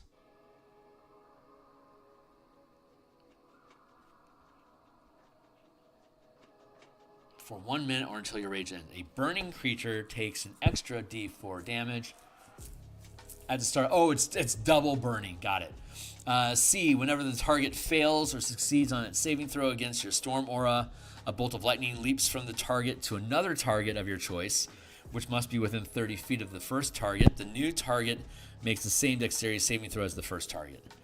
Tundra.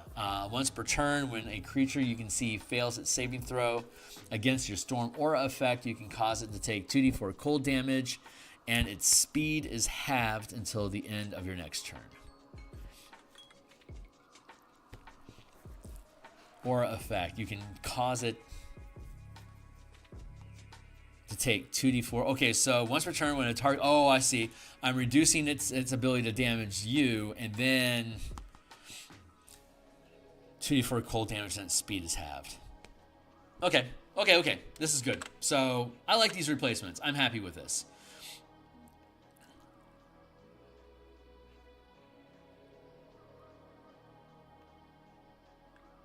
The effect is based on the environment you chose for your storm aura. Your aura gains additional features based on the environment chosen for your storm aura. Period.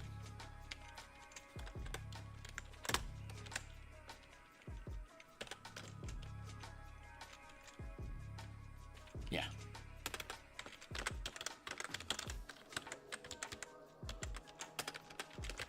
Desert. I'm fine with these changes.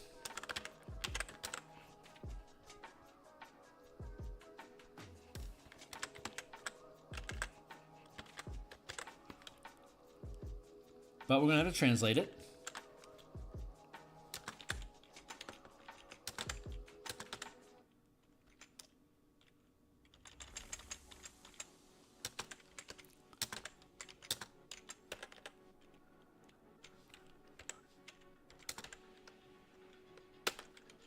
Once per turn, when a creature you can see fails its saving throw against your storm aura effect, you can cause it to start burning for 1 minute or until your rage ends.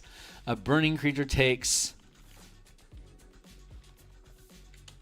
at the start of each of its turns. It's clumsily worded, but I get it.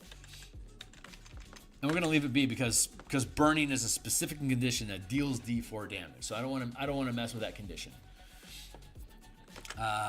C. And we'll modify this.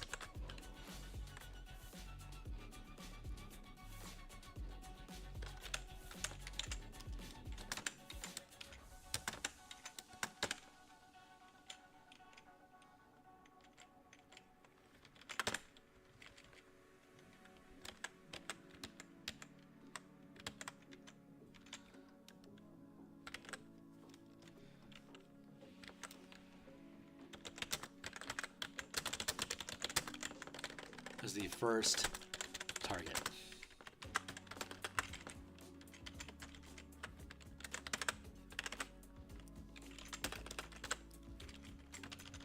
And we might have to modify this.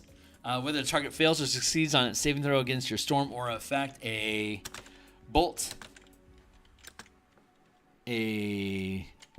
of lightning leaps from the target to another target of your choice, which must be within 30 feet of the first. The new target makes the same dexterity saving throw as the last target. Okay.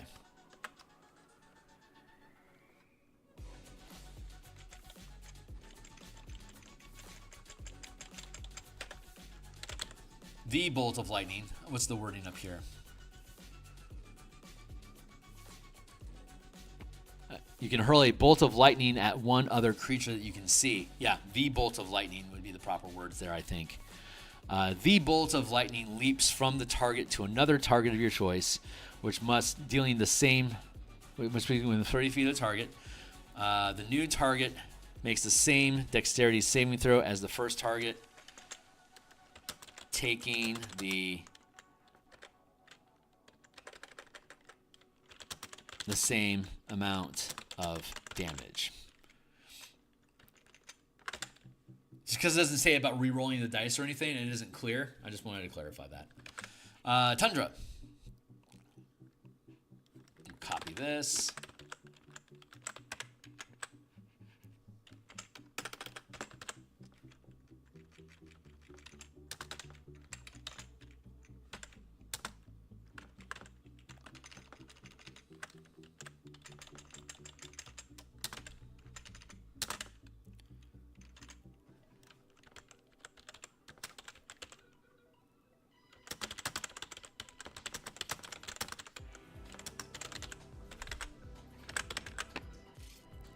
Until the end of its next turn.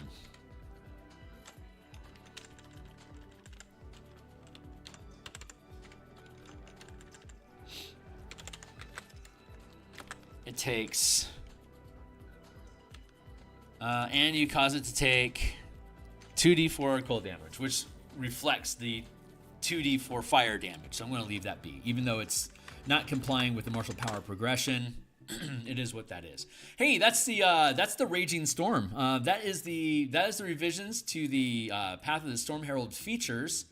So now let's go in and look at the bonus powers that we gain. So each subclass in the martial power system gains a bonus, a list of 10 bonus powers, just like all spellcasters gain virtually all spellcasters get a bonus, a list of bonus spells, 10 in total. So let's go and look at these powers and what they can do. Let's kick on over to here and let's scroll up. Addle, this is where we're at. So Addle is a mastery. And again, combat masteries are like cantrips. Instead of channeling, like a paladin could channel a strike power. Or you could use a mastery. A mastery would replace a strike power. So it doesn't cost any mana, it has an effect, but doesn't deal any extra damage. Strike powers have effects and deal extra damage based on the amount of mana you expend. This has a 0 cost of mana, so you don't gain any damage, and it has a minor effect. So Addle's minor effect is target makes an intelligence saving throw, or it cannot make opportunity attacks until the start of its next turn. That reflects the sea storm, the lightning type of strike. Shocking Hands takes away opportunity attacks as well. Adaptive Resistance is a sustained power. It's a first rank sustained power. So let's go look at Adaptive Resistance.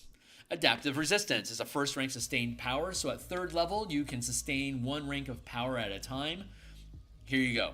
Adaptive Resistance. While sustaining this power, you gain resistance to 1 or more types of damage, as listed below, in any combination up to your max channel limit. Each option requires the listed amount of mana to be sustained.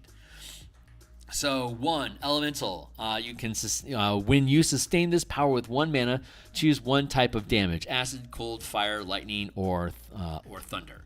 You gain resistance to the chosen type of damage and gain advantage on saving throws to reduce damage taken of the chosen damage type. For 2 mana apiece, you can have Energy Resistance. When you sustain this power with 2 mana, choose 1 type of damage: Force, Necrotic, Psychic, or Radiant.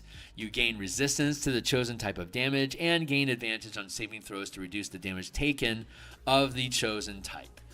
Natural Resistance. For 2 mana, when you sustain this power with 2 mana, you gain resistance to bludgeoning, piercing, poison, and slashing damage. Not poison condition, just the damage type.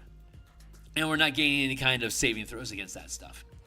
So at 3rd level, I can channel 1 rank of power. I could choose Cold, Fire, Lightning, or Thunder, for instance, which lines up with what the Storm Herald can do. Notice at 6th level, the Storm Herald gives us an aura that automatically gives us resistance to one of these things. So I get this aura is for free to get this damage resistance. And so if I wanted to continue, like at 6th level, I can channel up to 2 mana. So I could become like C. I could become resistant to lightning damage, and then using Adaptive Resistance for energy, I could also become resistant to psychic damage. Or since I'm a barbarian, while raging, I'm automatically going to have natural resistance. But if I wanted the poison resistance, I could tack this on for 2. At 5th level, I have access to 2 ranks. So if I have C active, I can gain resistance to lightning damage. And then for 2 mana, I can turn on both resistance to cold and fire. So now I have resistance to all 3 types of storms that I can channel, which is flavor appropriate, but I have the ability to adapt these things as I need. At 17th level, I can channel up to 5 mana. I can have up to 5 mana active at the same time. So I could have, like, say, resistance to acid, cold, fire, lightning, and thunder damage for 1 point each. Or I could have natural resistance for 2 points.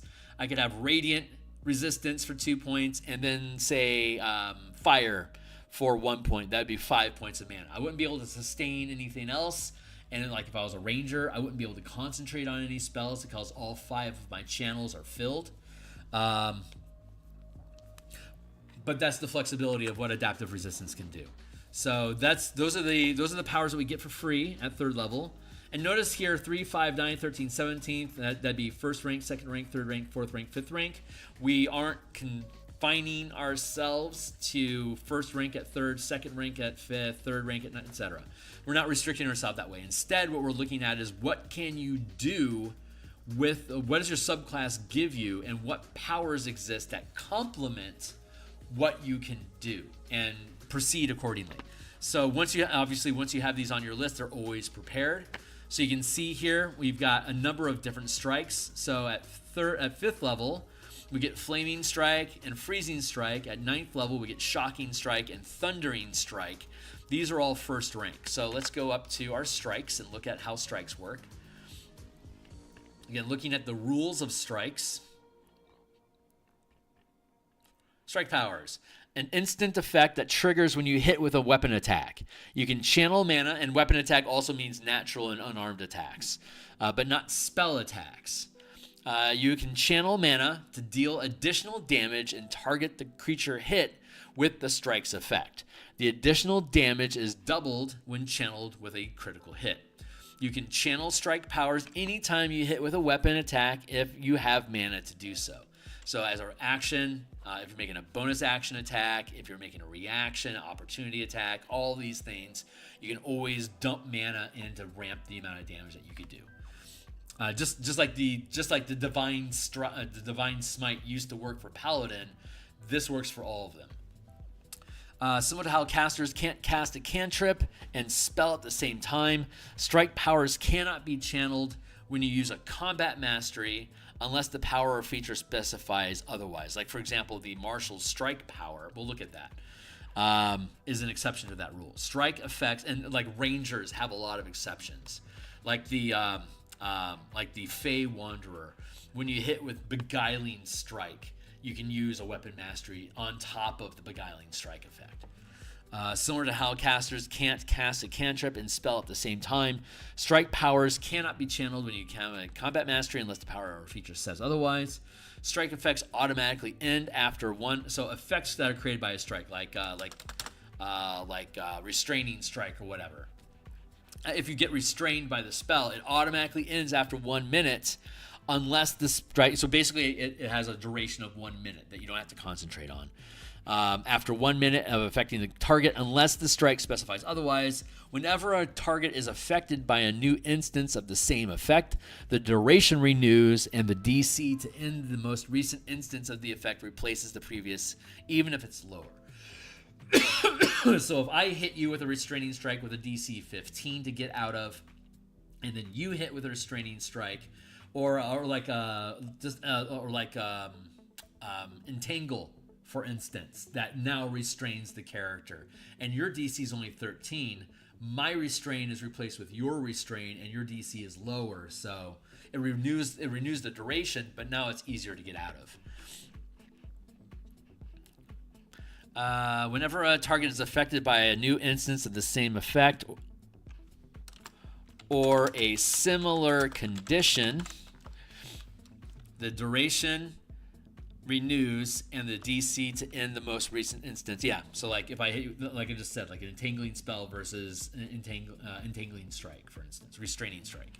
So that's how strike powers work. You add up all the dice when you channel mana to deal additional damage and target the creature hit with the strike's effect. So you channel mana to deal extra damage, and it has an effect that will last for a minute unless it says otherwise. So the powers that we get are Flaming Strike, Freezing Strike, Shocking Strike, and Thundering Strike. So let's go down to the strike powers. And Flaming Strike is first. Your weapon can deal fire damage. And so like we were talking about like preparing fire as a damage type, even if you don't use any powers, any mana, if you've prepared the fire damage, you can automatically deal fire damage with any attack that you deal. However, the Flaming Strike, even if you haven't prepared damage as a type, when you use the Flaming Strike power, you can deal fire damage and increase the amount of damage by 1 power die per mana channeled.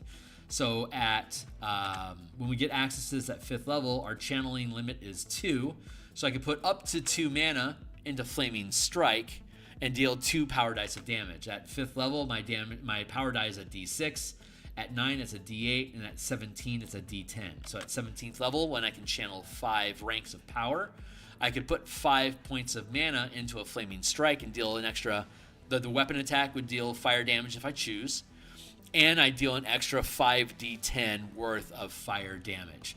And the creature is caught fire, taking fire damage equal to the results of the highest power die rolled at the end of each of its turns until the fire is put out. So that 17th level character rolling 5d10 damage, if I say I rolled like a 1, 2, 3, 4, and 7, taking fire damage equal to the result of the highest power die. So that'd be a 7 at the end of each of its turns until the fire is put out. The creature can attempt to put out the fire, the creature can put out the fire. It isn't an attempt, it's just automatically successful. The creature can put out the fire by by expending an action to do so, or succeeding a dexterity saving throw at the end of each of its turns before taking damage. There you go. So I can either waste my action to put myself out, or I can make a dexterity saving throw at the end of each of my turns and hope that I'm successful. And so we have Flaming Strike and Freezing Strike. Freezing Strike, your weapon can deal cold damage and increase damage by 1 power die per mana channeled. So at 17th level, up to 5d10 extra cold damage. The creature's movement is reduced by half, rounded down to by an increment of 5, minimum of 0, until the end of its next turn. So that's the slow effect. And then we also have Shocking Strike and Thundering Strike, also first rank. So Shocking Strike, your weapon can deal lightning damage and increase damage by 1 power die per mana. So at 17th level, an extra 5d10 lightning damage for 5 mana. The creature cannot take opportunity attacks until the end of its next turn. That's the same as Addle, but Shocking Strike deals extra damage, and but the effect is the same, can't take opportunity attacks. Thundering Strike is the last one that we gain here. As a first rank strike, your weapon can deal thunder damage and increase damage by 1 power die per mana expended this way. So at 17th level, you can have up to 5d10 extra thunder damage for 5 mana. A creature is pushed directly away from you up to 10 feet per point of mana expended. So that 17th level character, if I spent 3 mana, I deal an extra 3d10 damage and push you 30 feet. Or I could spend up to 5 mana and push you 50 feet. Interesting side note, the Paladin, when you use the way that Paladin was changed in 2024, it used to be in 2014 rules, the original 5e rules, anytime you hit with an attack, a Paladin could expend mana to deal a Divine Smite, which is effectively what the strike system now does. Anytime you hit with an attack, you can choose a strike power that you have prepared and deal that with the attack. In 5e2.4, what they changed about the Paladin is when you hit with an attack, you expend your bonus action to cast a smite spell, and now you can only do it once per turn. So I disagreed with that solution because Divine Smite as a feature could be stacked with, like, say, Flaming Smite or Branding Smite or Banishing Smite. So you basically get your like 4d10 radiant damage with Banishing Smite, on top of also spending a 5th level spell slot on a divine smite to deal an extra 6d8 damage. So it'd be 6d8 damage plus 4d10 banishing smite damage, you'd combine those two things together, spending just a mana slot on hit and then the bonus action as well. So I think they're correct that we needed to get rid of double dipping spells like that, but not by limiting you to only once per round, just by getting rid of the bonus action casting effect, reduce that. But what we've done is we've taken a half-step measure with the Paladin. Since everyone can use strikes the same as Paladins 2014 could, that doesn't make the Paladin special. The way that we change the Paladin is that when you expend your bonus action to generate mana, you can add that mana to any other mana that you've already expended to do a strike power during your attack. So I could put as 17th level Paladin could make a strike, I could hit, channel a strike with 5 mana like usual to deal an extra 5d10 damage, and then could also expend their bonus action at 17th level to get an extra 3 mana that they could then add on, dealing a total of 8d10 instead of 5d10, which means that you could, a Paladin using a Thundering Strike with their Divine Smite feature could do 8d10 extra thunder damage and push a target up to 80 feet away, which is more than any other character in the game can do. The Paladin is still the king of smites if you're willing to expend your bonus action during your round to do so. Otherwise, everyone has that basic 2014 smite ability to spend mana to deal extra damage as needed. We got rid of the double dipping the strike powers and simplified it, but still gave Paladin more. Coincidentally, in 5e24, dealing d8s, a Sorcerer 17, Paladin 2 can deal 10d8 worth of damage by expending a 9th level spell slot as a 17th level Sorcerer. You took a 2-level dip into Paladin and then 17 levels of Sorcerer, and now you can do 9d10 smite damage while a Paladin can only do 5d10 damage. Using this system in the martial power system, the 5d10 and the extra 3d10 that we get from the Divine Smite option, that gives us 8d10 damage versus what the Sorcerer could do in 2014 being 10d8. So we now can single class as a Paladin and deal the same amount of damage that you would expect a Sorcerer Paladin, a Sorkadin to do. But even further, a Sorkadin in this new system can multi-class, but a 2nd level Paladin can only channel 1 point of mana into their smite power because they only have 1 rank of power. Even though I have 17th level of Sorcerer and I've got 85 mana, I can only spend 1 point of a time as a Paladin because I'm only 2nd level as a Paladin. So if you want to do stupid heavy smite damage, you don't Paladin 2 and then bail into a full class. You stay in Paladin for 17 levels. And then if you want to dip into a Sorcerer for 3 levels, you can. But you gain the best smiter in the game is 17th level Paladin. A Paladin 2 full class anything can't do shit with smite. Because now we have a mana system for all the characters, we can separate the two of them. A 5th level Paladin can't cast 3rd level spells. A 5th level Wizard can't channel any strike powers because magic and powers are separate gears. The Paladin can use both of those gears. The Ranger can use both of those gears. The Artificer can use both of those gears and combine them. But full casters can't use powers and marshals can't use spells. So except for the Arcane Trickster, what's the word I'm looking for? Arcane Trickster, Eldritch Knight, and the Way of the Four Elements monk. Those 3 can cast spells as listed in the player's handbook. we rebuilt the Way of Way of Four Elements, the Warrior of Four Elements, to get that half-casting list of spells that they can cast on top of powers that they can learn. Just like the Eldritch Knight and the Arcane Trickster gain a list of bonus spells that they can cast on top of all the powers that they can choose. So those are our strikes. So far, so good. Indestructible is a 4th rank sustained power, and Rite of Revival is a 4th rank reaction. So this will finish off our list. So let's go down to the reaction, Rite of Revival. Rite of Revival. As a reaction to when you drop to 0 hit points but don't die outright, you remain conscious and roll a number of power dice equal to the mana channeled, which is going to be at least 4. It could be 5.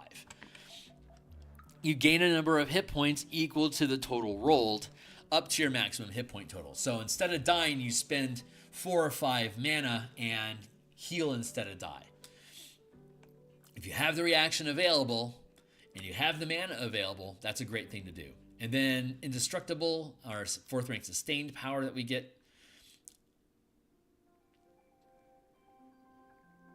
Indestructible. While sustaining this power, you gain resistance to all damage and attacks can't score critical hits. So this is going to require 4 of your, at 17th level, 5 ranks of power. At 13th level, you have 4 ranks when you get access to this. So at 13th level, it uses all of your sustained channel slots.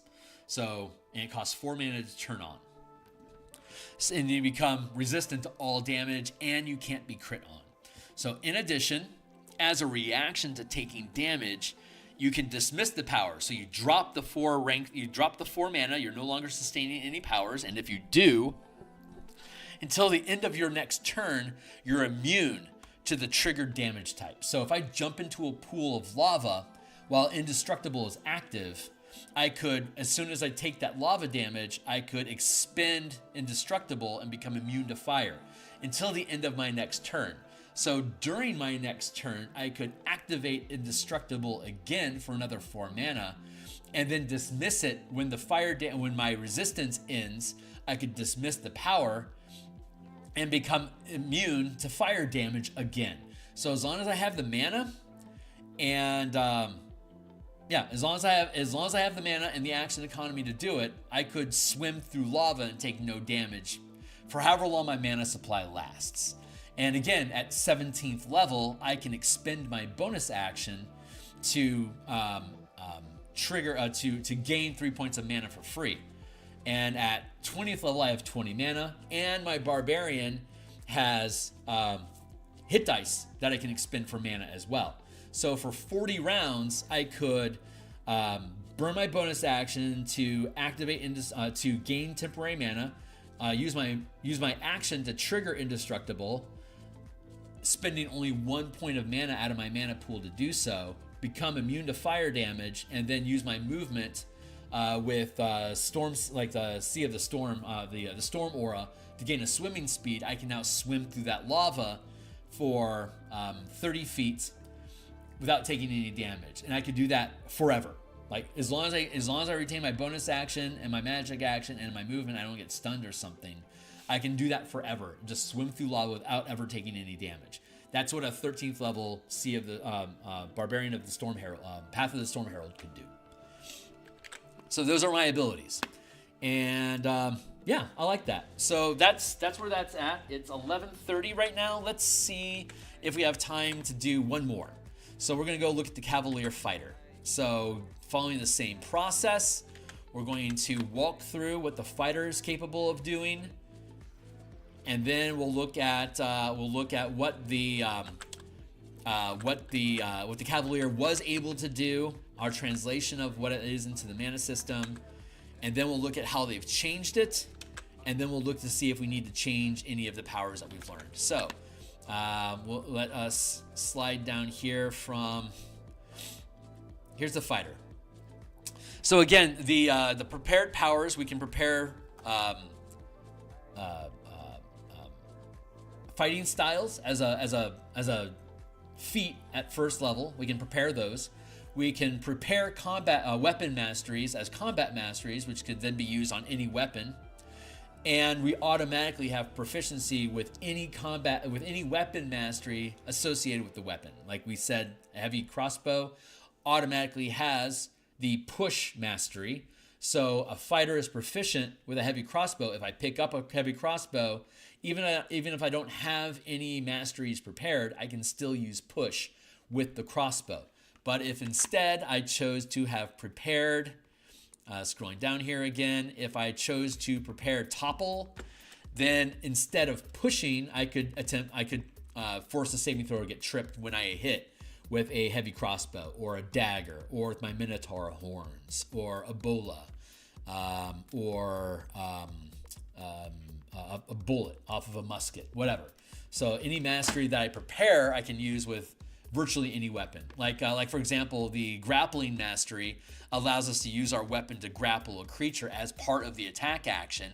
I can't use that weapon to attack anybody else until I release the grapple, and I can only use it with melee weapons because I can't grapple with a sling stone, right? As a thrown weapon, I don't control it anymore. But with any melee weapon, I can grapple something. Like with my bull's horns, like I impale you on my horn, and you are now considered grappled until I flick you off of my horn and I can attack somebody else with it, or you push yourself off of my horn by making your strength or dexterity ability check to end the grappling condition.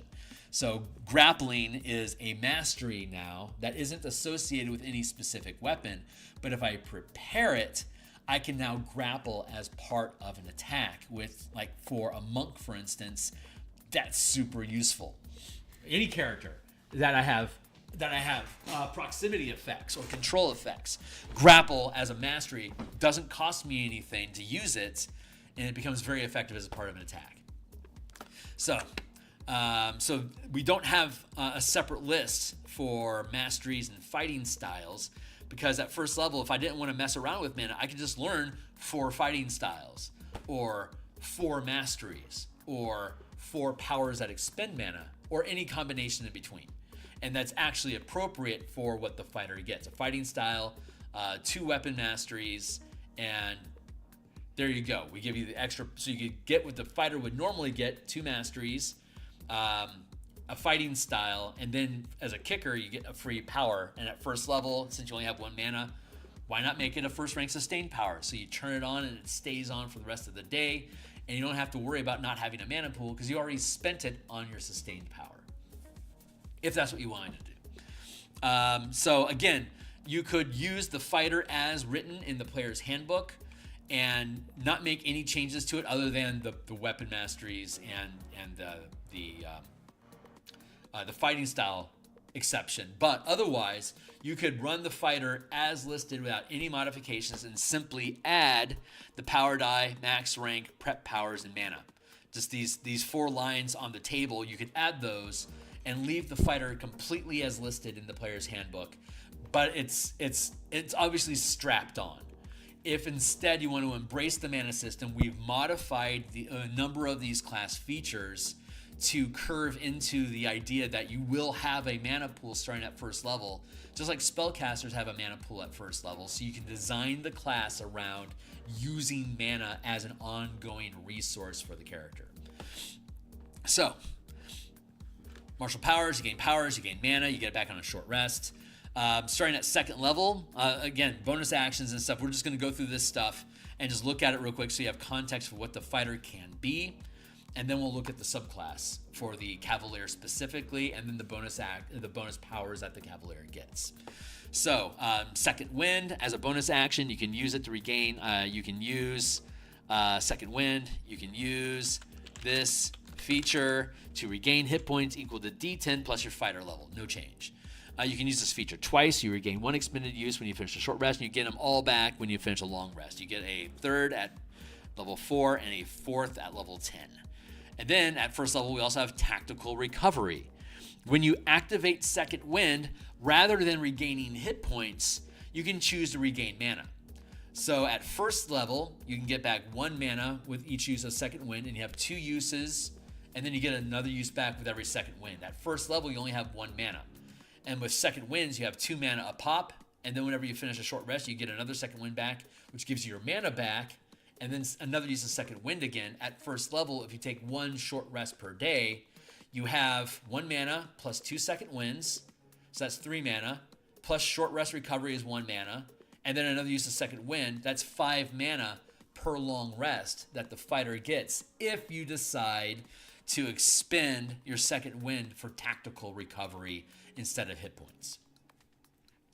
Action Surge. You can push yourself beyond your normal limits for a moment. On your turn, you can take one additional action, except for the magic action. Once in the powers, when you channel a maneuver or a sustained power, those are either done with a bonus action or a magic action, which would replace your attacks. Once you use this feature, you can't do so again until you finish a short or long rest. Starting at 17th level, you can use it twice before a rest, but only once on a turn. So that's that right now. That's unchanged. Tactical Mind. When you fail an ability check, you can expend a use of Second Wind, no action required, to roll a number of power dice equal to your max rank of power gained as a fighter, instead of regaining hit points. Adding the highest number rolled to the ability check, potentially turning it into a success. So I get to set second level. At first level, I get a D6 and I can channel 1 mana.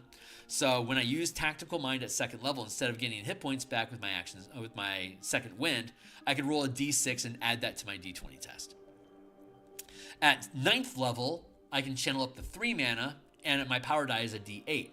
So when I use Tactical Mind as a 9th level fighter, I roll 3 8-sided dice, and whichever one of those results is the best, like if I roll a 1, 2, and an 8, I would keep the 8 and get rid of the other 2 dice, but I'd keep the 8 and add that to my D20 test.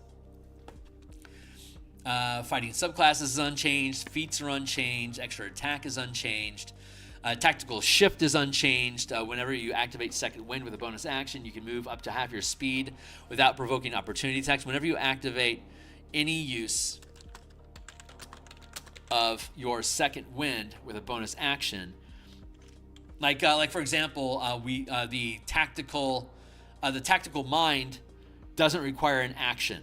So when I use Tactical Mind, I don't get the shift. But if I were to use Tactical Recovery as a bonus action, or Second Wind as listed as a bonus action, I do get to move half of my movement speed. Yeah, half your speed without provoking opportunity attacks. Indomitable Power at 9th level. If you fail a saving throw, you can re-roll it.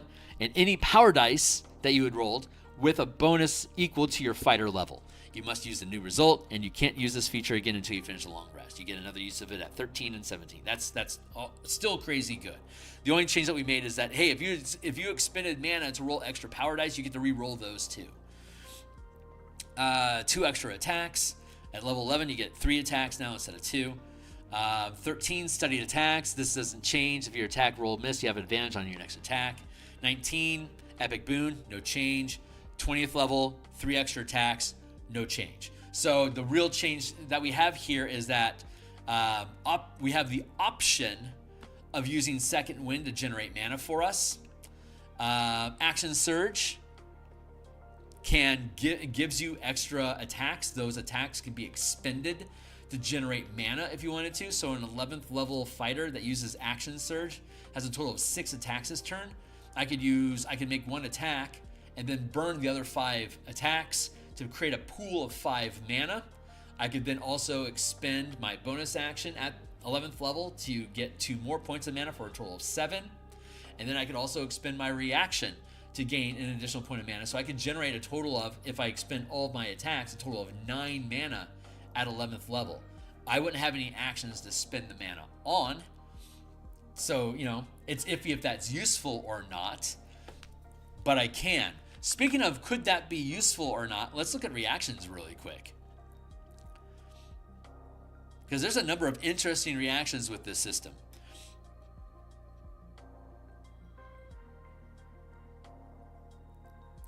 Let's look at...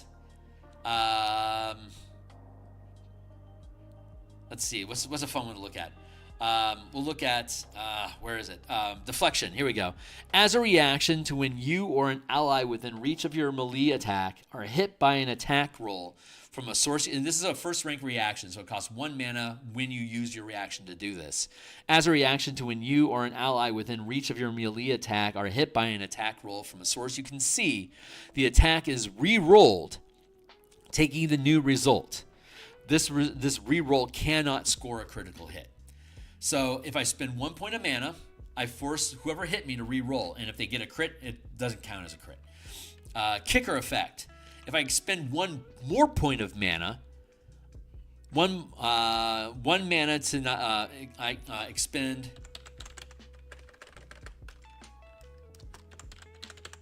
You can expend 1 mana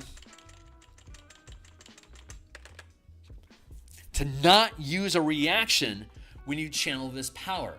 So if I, as a fighter, I cash out all of my action economy to gain 9 mana, and I keep that mana until the beginning of my next turn.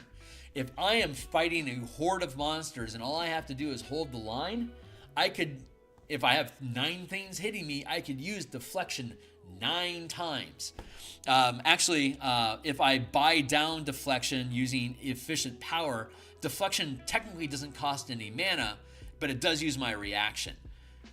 But since it doesn't cost any mana, I could spend now a point of mana to not use a reaction either. So I could deflect 9 attacks because I could kick deflection 9 different times. If I don't reduce deflection down to 0, it would cost 1 to deflect and then another point as a kicker to not make a reaction. So my 9 mana, I could get 4 reactions to deflect 4 incoming attacks, to deflect them and to not use my reaction when I do so. So you see how that mana efficiency works? There's a number of powers that work this way. Kicker for parry. We can ramp our armor class. Gonna hit save here. Not use a reaction on roll with the hit to gain resistance to an attack. Or it's not resistance, it's to have the damage. Bait and switch has a kicker, which I can swap places and increase somebody's armor class. This kicker is not a reduce. This is a different type of kicker. Feint.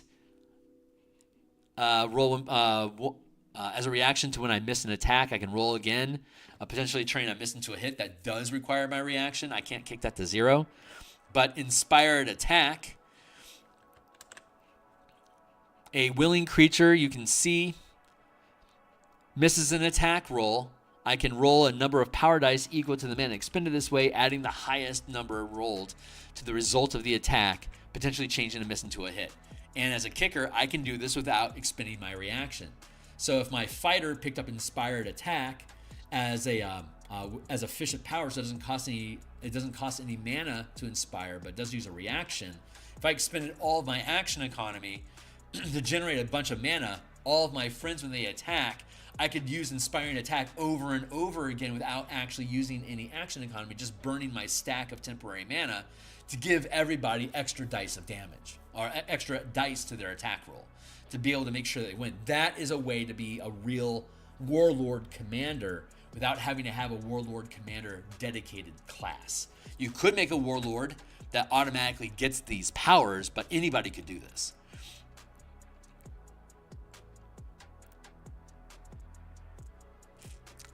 Roll 1 power die per mana spent this way, adding the highest result to your attack roll.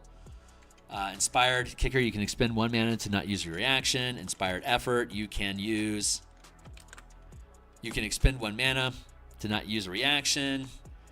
Inspired ward gives you a bonus to your saving throw. You can use that without expending an action. Interpose, you can use that without expending a reaction. Let's see, I think there's a few more. Yeah, deflection is 2 mana. You can expend parry.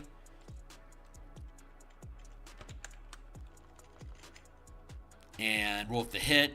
And I think Curse of Exposure. That's right. This nukes people. This gives people disadvantage against your saving throw. So I can use this as a reaction without channeling a power. Defense barrier creates a wall that gives you cover. You can expend this.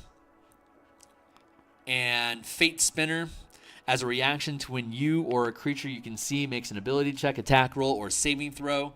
It's 3 mana to do this. You can alter fate by rolling a number of power dice equal to the mana spent, which is going to be at least 3.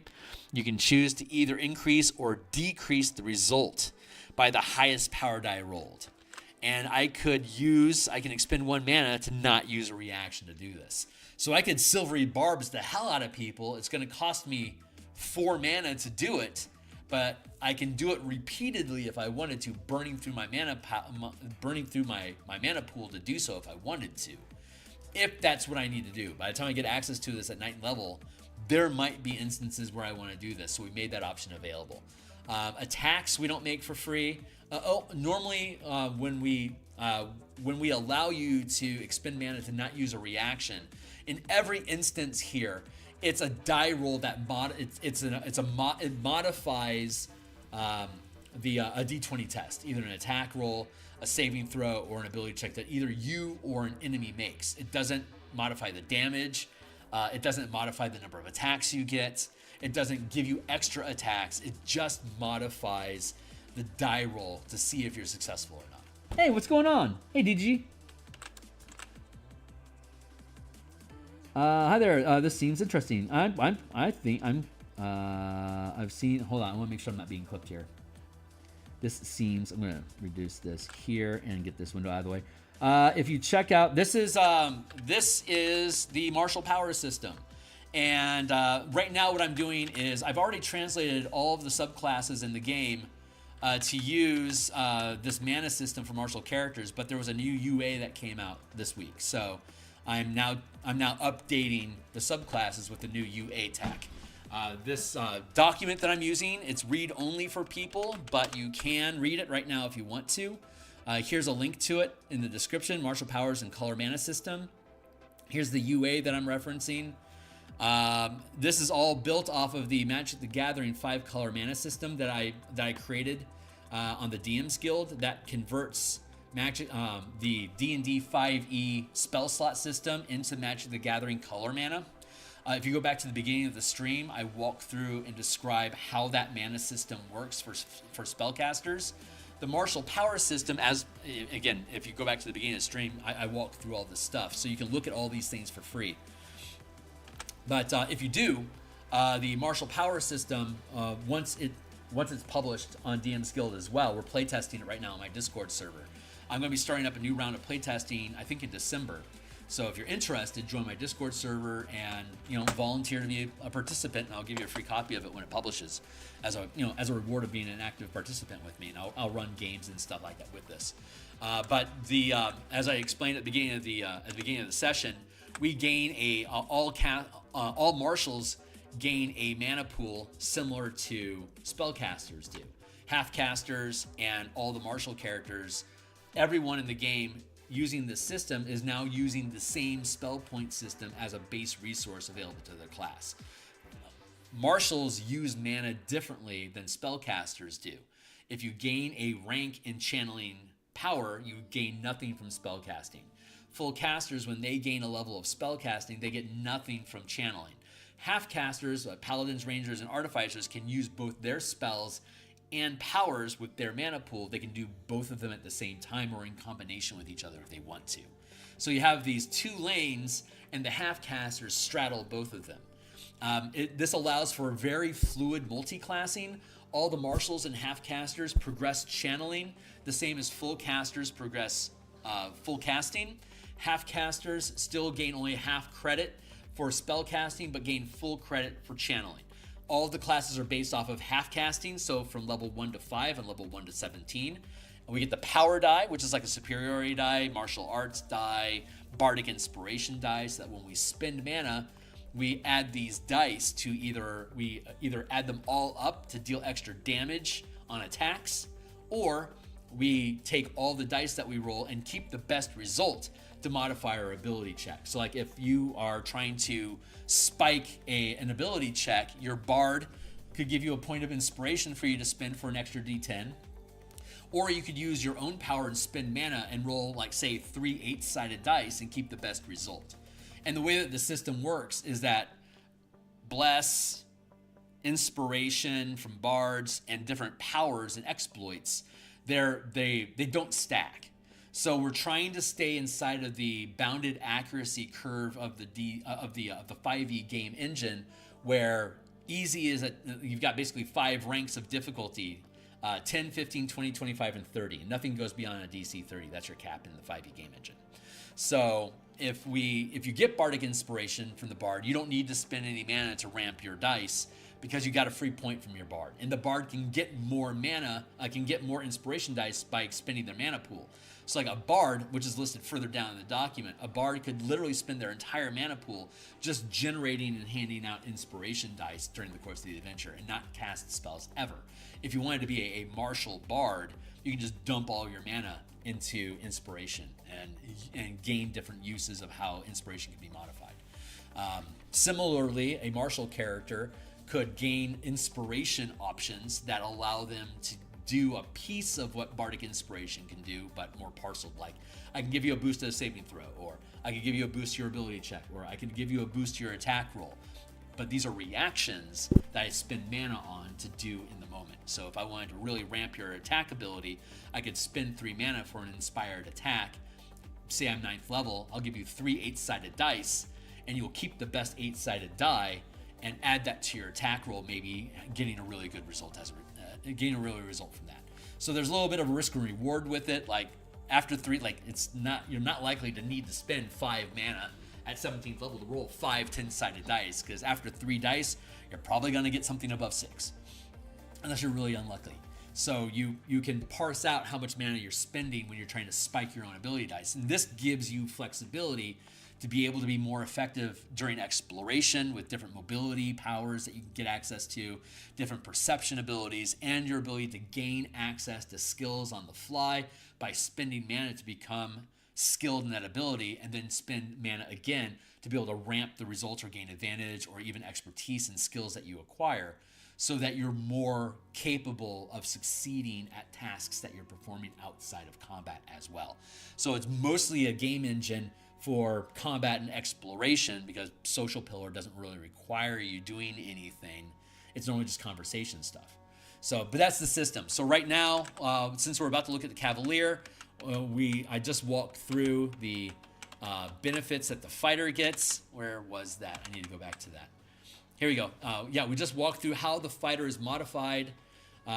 Second wind has changed, so you could choose to regain mana with it. You can sacrifice attacks in your attack action, or also with action surge to generate mana that you can spend during your turn. And so now that we've walked through these features, we can now tool down to the to the Cavalier. Here's the Forsaken Fighter subclasses. We already modified Arcane Archer from the last UA, and the Banneret. I haven't gotten the Forgotten Realms book yet, but I'll get it in a couple weeks, and then we'll start be able to modify those. And here's the Cavalier. So we already translated Cavalier from 2014, and all subclasses gain a list of bonus powers that reflect what this subclass is all about. So hey, let me catch up with you. Oh my god, that seems awesome. Thank you. How do the colors interact with different types of magic abilities? Like, is the transmutation spells blue or... Oh, yeah. I walked through all of that at the very beginning of the episode. But just to show you again, in that here, this is the color mana bundle that's linked in the description down below. All these books, everything that I publish on DMsGuild is 100% free preview. You give me money because you want me to make more books like this Martial Power book. You do that by buying these books to say, I want more of this, I give you money. So if you want to give me money, great. But I want you to just read the fucking things, because exposure is the most difficult thing for a third-party creator like me. I want you to get the books, so if you think they're cool, maybe you'll support me in the future. But here's all the different books that we've already created. It uses the color mana system. And to answer your question, if we click into the revised color mana spell list, it pops open. If we look at the free preview, again, it gives you the entire document at no cost. And just to reiterate what I had at the beginning of the stream, there's 5 colors: white, blue, black, red, green. Here's some different aspects or descriptors of how this magic might be expressed in the 5e game engine. Like, white magic is typically stuff like divinity, healing, light, protection, restraint. Black is things like control, entropy, fear, soul, darkness. Green is animals, healing, plants, nature, spirits. It's like we see overlap, like from MTG, like spirits is kind of like soul, is kind of related to divinity. So white, black, and green all kind of operate inside that space. Well, like white magic has healing, green magic has healing. So these are the different types of things, like different descriptors of effects and spells that you might see inside the 5e game engine that would typically be devoted to these different colors. Similarly, the types of damage in D&D, there's 10 types of damage plus BPS, which doesn't require any particular color. But if you look at Magic the Gathering cards, you know that things that seem like they're acid-based are typically going to be black and green. Things that deal poison damage are typically black and green. Virtually everything that deals fire damage is red. Virtually everything that does lightning is red. Force effects, white, blue, and red seems pretty consistent. Psychic damage being white, blue, and black seems consistent. Radiant damage being white, necrotic damage being black. This is all pretty intuitive crossover between MTG flavor and D&D mechanics. So once you know what the aspects of each color are about and what types of damage each color does, then we have our spellcasting matrix. So like Acid Splash is naturally devoted to black and green magic. Even though it's a cantrip, it doesn't actually cost any mana, it still has a color identity as everything in the multiverse does. Blade Ward is a warding spell, so it is white magic. Chill Touch is ironically necrotic damage, which makes it a black spell, even though it doesn't cost any mana. Spells that do cost mana, the example that we used at the beginning of the session was Burning Hands. It's a fire spell. It's a red magic spell. It costs 1 mana to cast. It's a first level spell. If I could just have a mana pool of 40 points, and if I'm a Boros character, I could spend those 40 points any way that I want, but when I cast a spell, I explain it as being black, as being white, or explain it as being red. That's my flavor. Or I could get more technical and say that when I cast Burning Hands, that 1 point of mana has to be devoted to red. So if I got 3 points of mana, I could have 1 devoted to red, 1 devoted to blue, and 1 devoted to green. And when I cast that Burning Hand spell, I don't have any red mana anymore. So I can't cast any red spells until I get red back into my mana pool. Every time I take a rest, short or long rest, or recover mana, like from Arcane Recovery Wizards feature, for example, I can decide what color each point of mana is devoted to. So I burned my 1 point of red, I've got a blue and a green left, I take a short rest, I could change the blue to red if I wanted. So now I have a point of red and I have a point of green. I can now cast Burning Hands again once, and then I'm out of that spell, if I wanted to be technical about that. And in the same sense, a third level spell, let's go to Fireball. Fireball is also a third level spell. It's also devoted to red. So when I cast Fireball, it requires 3 mana. 1 mana has to be red, and the other 2 could be anything that I want. So in the RUG example, I have 1 point of red, so I can cast Fireball, and now I have to burn my blue and my green mana. I am now out of mana. I can't cast any spells until I get mana back into my mana pool. And when I do, I can decide what colors those are. If I have a color theme that I want to operate inside of, like if I want to play Bant, then I'm going to limit myself to 3 colors and operate inside of those colors. If I'm playing Boros or Rakdos or Simic, I'm going to operate inside of those 2 colors, like Simic's blue-green.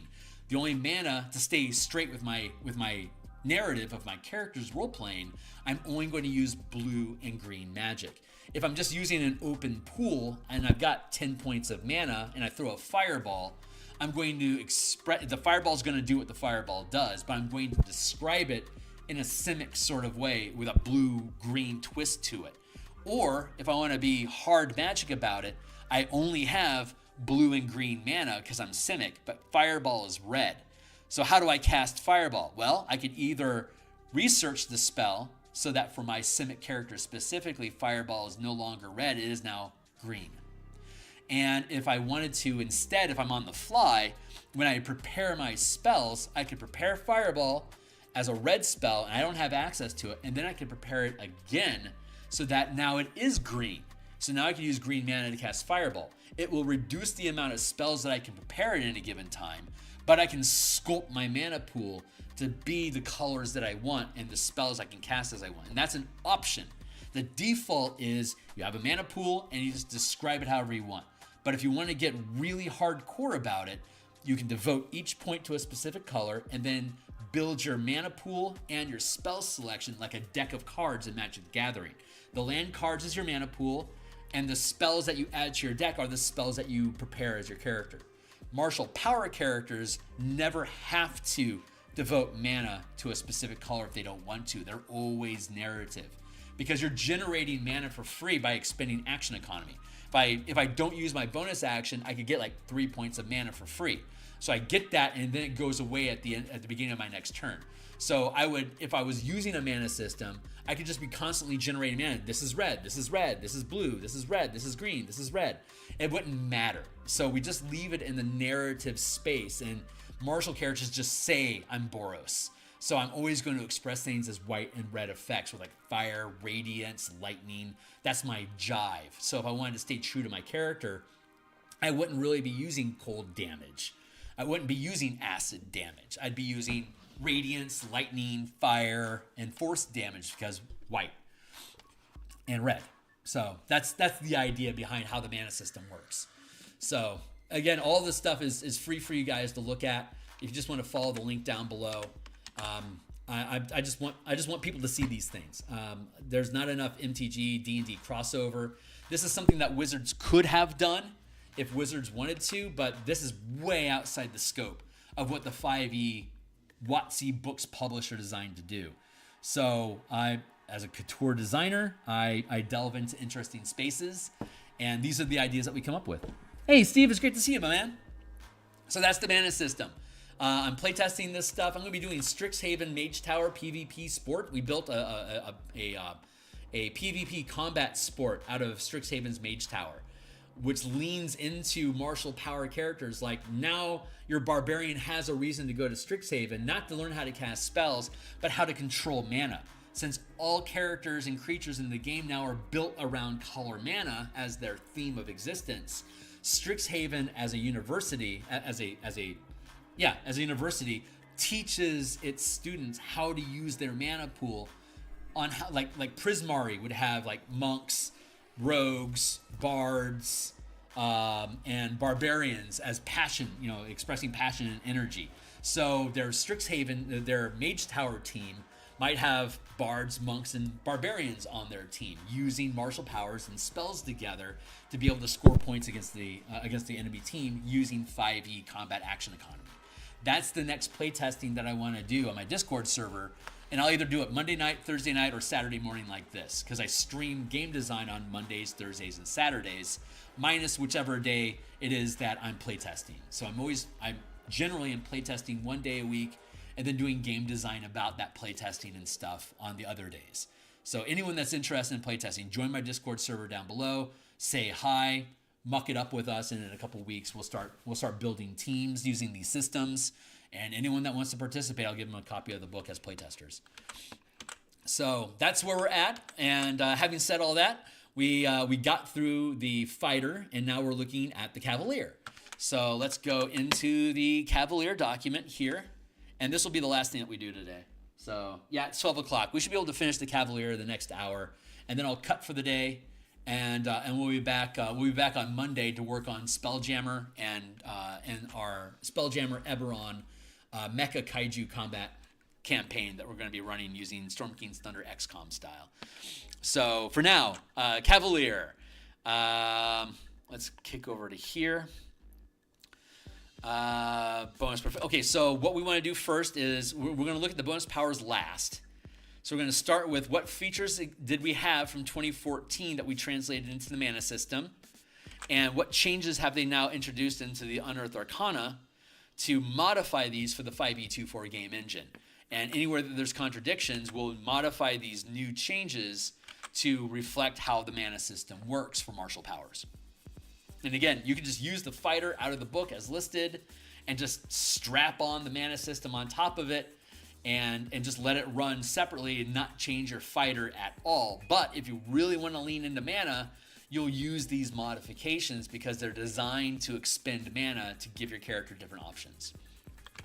This is supposed to bridge the gap from martials and the martial caster divide, because martials don't get resources and they don't get a stack of 30 prepared things that they can do by 20th level, but full casters do. So it's like full casters has a roster of 200 feats that they can choose from at any time and expend mana to use those feats at will. Marshals don't get that. Marshals don't get a resource. They don't get 200 options. So we're creating them so that that's where the divide is at. It's not wizards can do more stuff. It's not like wizards are more powerful or wizards do more damage or wizards have control. Those things are true, but only because marshals don't have options with resources to do things with. The Battle Master gets a little bit. Eldritch Knight, Arcane Trickster, they get a little bit of option and a little bit of resources, but not enough, not to divide the gap. This breadth of options and the ability to generate mana during combat, to have basically infinite mana if you're willing to give up actions that can be used in combat, allow you to keep your mana pool to do things out of combat when you don't get free action economy. You spend mana from your mana pool to do exploration and social encounters to be able to keep up with all the interesting things that full casters can do.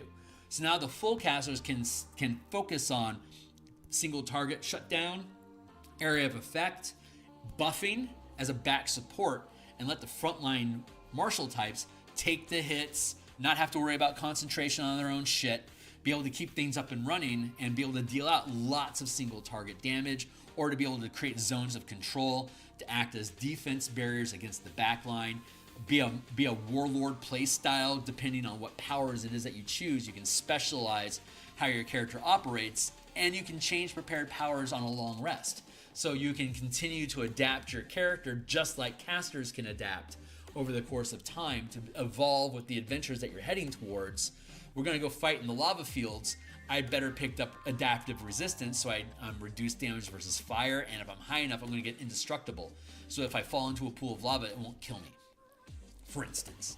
So we'll have that same adaptability and breadth of options and resources that casters get without actually getting in the way of what casters can do at all. So far all the playtesting has been going really well. We've playtested from level 3 to 9. We've playtested 16 through 20, and I've ran a couple separate playtests ranging from level 3 to 7. So probably had about 20 people playing with it so far, and we've been playtesting it for a year. So this has adapted and evolved a lot from where it began. It's getting really, really close to done. We're just looking for little pinches of things that are going to cause too much advantage, too much ability, too much efficiency, deadly game loops that ruin the system. We're looking for caveats and exceptions now. So it's worth playtesting and grinding through different options to see what cool shit people can come up with. And like, is this too powerful? Well, we need to trim that back. Would that be cooler if we modified it X, Y, or Z to make it more useful? That's where most of these weird modifications to the system came from, was juicing and tweaking it so that it created an equal level of power that the full casters get, but on an instant, like per round, per combat, per short rest basis, where the full casters are like, I've got a huge pile of mana and I'm going to get a little bit of power whenever I gain short rest, but the bulk of my work is going to be off of this main long rest supply, while the half casters and the marshals are now all operating off of, I can do this all day by giving up action economy to generate mana to do things for free in combat, and I get all my mana back on a short rest. So we're recalibrating all the full casters to get some mana back on a short rest, but they get a big pocket of up front so they can do their Nova stuff. Because that's what makes spellcasters so powerful. They can Nova the fuck out of shit if you need to, but by giving them a recurring, every time I take a short rest, I can gain a spell level worth of mana back. So like a 19th level character can get 10 mana back on a short rest, any short rest. And that's pretty universal across all the full casters, so that they can keep up with the amount of endurance that the marshals and half casters now have. So even if you pop a full Nova and burn through your full mana supply as a caster, you're like, I need to take a rest. It's like, okay, great, let's take a short rest. You'll get 6 mana back. Let's just keep rolling. And then there you go. You have that stuff to you. And anyway, so everything's been recalibrated to be able to balance with each other. And when I run campaigns, I have about 20 rounds of combat per short rest.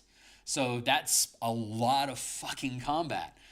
Or traps, or things that you're expending mana on. But basically it paces 20 rounds, 20 opportunities for you to expend resources to make an effect on the game, whether you're in combat, exploring, traversing options or avoiding traps, or expending mana to modify social encounters that you're engaged in, there's 20 opportunities per short rest for you to do something.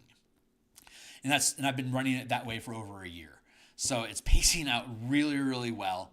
With all the full casters getting mana back on a short rest, we can basically pace everybody at the same rate during a day, and it's working out really, really well. Again, we're just tweaking everything to make sure that we're not missing synergies that'll cause trouble, which is a long, ongoing process. And the more people that are messing around with the document and playtesting stuff, the better it'll be. So if you're interested, join my Discord server, which is linked down below. Like and subscribe. We're going to be doing this for a while.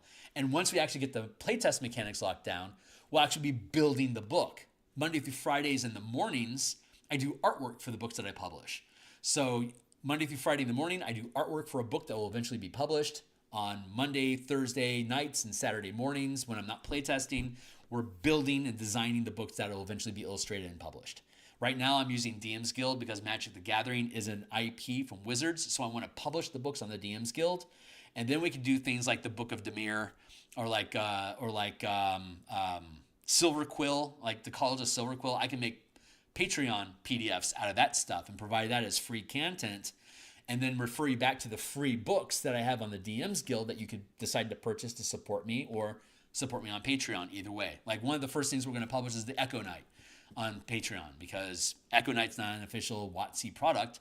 I can't put it into a DMsGuild book, but as fan content, I can put it on my Patreon using Martial Powers for the Echo Knight. We already have it built down below. There you go. Hey, D. Hey, glad to have you, my man. I'll drop in and say hi once I finish the stream. But I've got 45 minutes left. I need to be stopping around 1 o'clock for me to get on with my Saturday day. I've got a Curse of Strahd game I'm playing in. I'm using my modified sorcerer.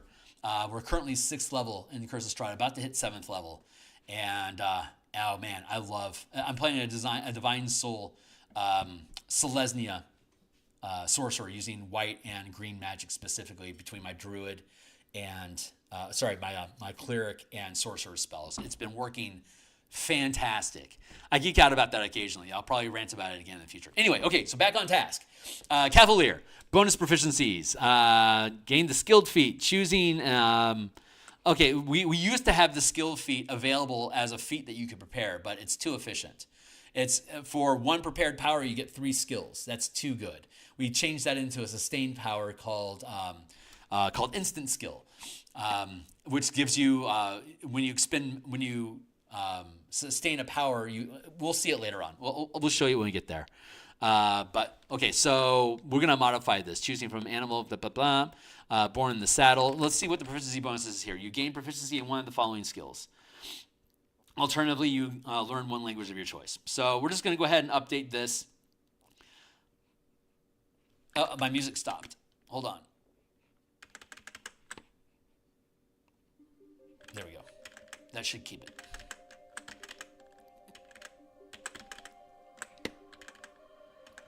Where am I at? Here.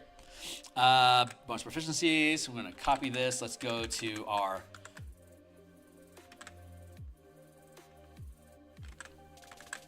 You gain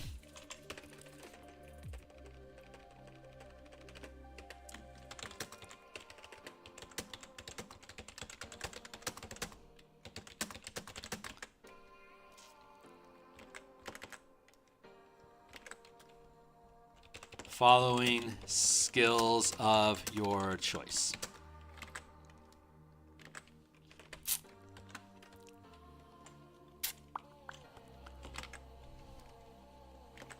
Alternatively, you can learn to use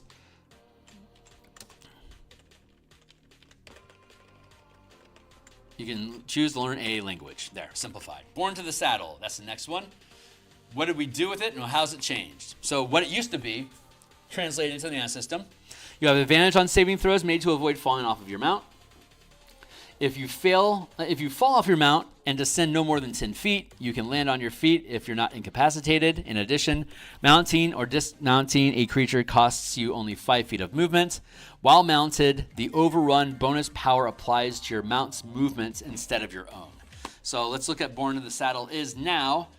You have advantage on saving throws made to avoid falling off your mount. If you fall off your mount and descend no more than 10 feet, you can land on your feet if you don't have the incapacitated condition. In addition, mounting and dismounting a creature costs you only 5 feet of movement rather than half. I'll just go ahead and copy this because it is slightly different in language.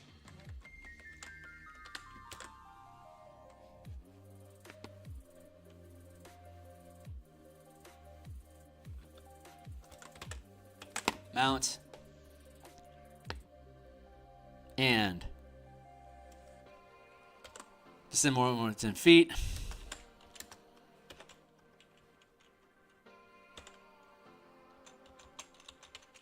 Here.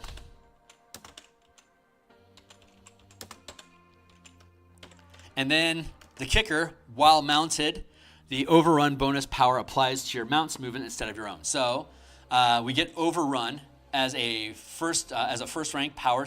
It's an exploit, and we also get the topple mastery. So since we're mentioning it in this power, I'm going to break etiquette and go visit that power now for context. So let's go down to exploits and look at overrun. Overrun. You can channel this exploit as part of a move action. So while I'm moving, I can expend 1 point of mana or more. You can move through a number of 5-foot spaces occupied by creatures of your choice equal to the mana expended this way. So if I spend at 3rd level, if I spend 1 point, I can move through one 5-foot square. If I spend 5 mana, I can move through a total of 5 squares that are occupied by other creatures. You can choose to deal damage to any creature occupying space that you move through this way, dealing 1 power die of force damage for each mana channeled this way.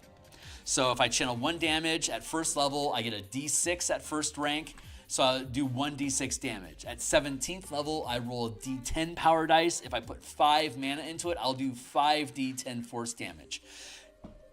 That would allow me to make 5 attacks, dealing 5d10 damage to any targets that I can reach, assuming that they're all medium size and I move through all of their space. Over the course of my movement, I could deal 5d10 damage to 5 different creatures. Yeah, 5d10 force damage. That, by the way, is the exact amount of damage that you would be dealing with Steel Wind Strike. Steel Wind Strike allows you to target, I think, up to 6 creatures, dealing 5d10 force damage to each of them within a 30-foot area of you, and then you can teleport to the location of one of them. For the same amount of mana, I could use Overrun and modify my movement, so if I run through your space, I'll deal that Steel Wind Strike damage. A creature if you injure movement, let's see, a dex creature can save for half damage. If you injure movement in a space occupied by another creature, you instead end your turn in the most recently unoccupied space, move through during your turn without dealing any damage to the creature. So if I only have 1 square of movement, I can't run through a huge-sized creature. Instead, I'll bounce off of them and they won't take any damage. I'll have to spend at least 3 mana to move through a huge-sized creature to deal 3 dice of damage to it. And creatures can only take damage this way once each turn. So if I had a Battle Master granted me inspired hustle or whatever, I forget what it's called, but I could spend my reaction to then move. While I'm doing that, I could burn mana on Overrun, and while I take that movement given to me as a reaction by my Battle Master, I can now Overrun and deal damage to the creatures that I go through, using my reaction to deal multiple damages as I go through them.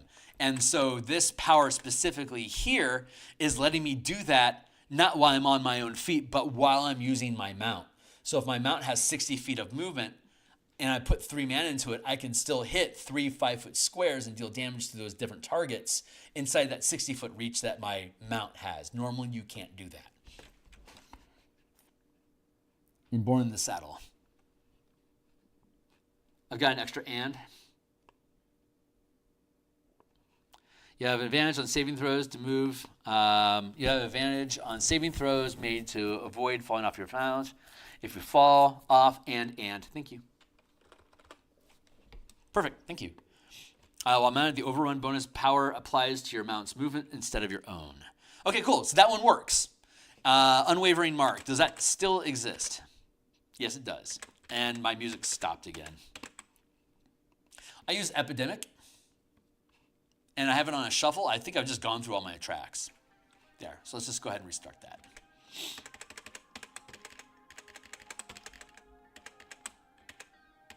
Where am I at? Here. Unwavering Mark. Woo, there's a lot going on. So let's check it out. Hold on. Yeah, I'll scooch this over. Starting at 3rd level, you can menace your foes, foiling their attacks and punishing them for harming others. When you hit a creature with a melee attack, you can mark the creature until the end of the next turn. This effect ends early if you are incapacitated or you die. While it is within your reach of your melee weapon attacks, a creature marked by you has disadvantage on any attacks that doesn't target you. In addition, when you use a reaction power against a target that is marked, you gain a point of temporary mana to pay for the power. So when you use a reaction power against a target that is marked,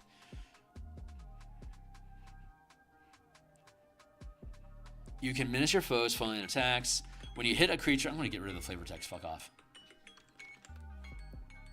Thank you, Timely Timer. When you hit a creature with a melee weapon attack, you can mark the creature until the end of your next turn. This effect ends early if you are incapacitated or you die.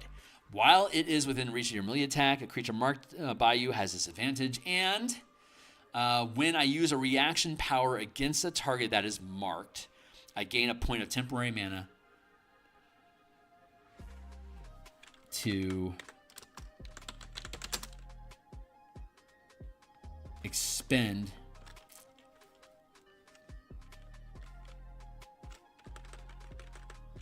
yeah.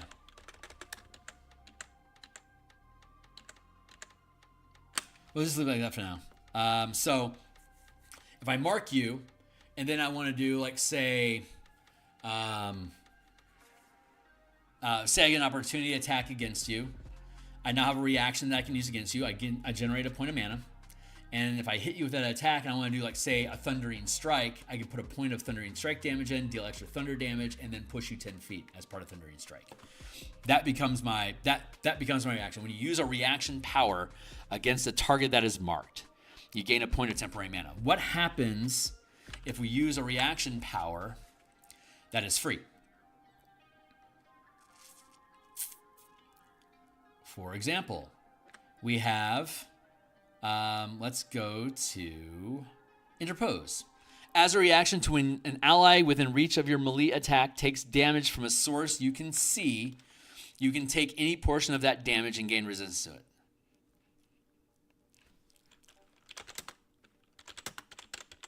You can take any portion of the damage for the target and gain resistance to it. So, if I marked an ogre that attacks my ally, I now have a reaction, which is Interpose, that I can use that reaction against that ogre. So now I gain a point of temporary mana that I can use against the ogre. So I gain a point of temporary mana. I can now use the first rank power, Interpose. I gain the use of Interpose for free. As a reaction to an ally within reach, I can now take any amount of that damage from the ogre and gain resistance to that damage on behalf of my ally. As a kicker, I can spend an extra point of mana and not use a reaction at all to channel this power. And if I took the efficient power feat, I could reduce the cost so I don't actually spend any of my own mana to Interpose, but it still uses a reaction. So I could take the feat, efficient power, and get the point of mana for free to Interpose. And then I would then normally have to spend a point out of my mana pool or elsewhere to get the kicker cost of not actually using the reaction. But the Cavalier gets a free point. So I could reduce Interpose down to 0 and then reduce the cost down to 0. I could do this. For free, guaranteed once. and I'd still have my reaction available to do it to something else if I had another target marked. So that's really good. I like that. I'm going to keep that. You can use this feature a number of times equal to your max rank of power gained as a fighter, and you regain all expended uses of it when you finish a short or long rest, and you regain them when you use the second wind feature. Hoo-hoo-hoo.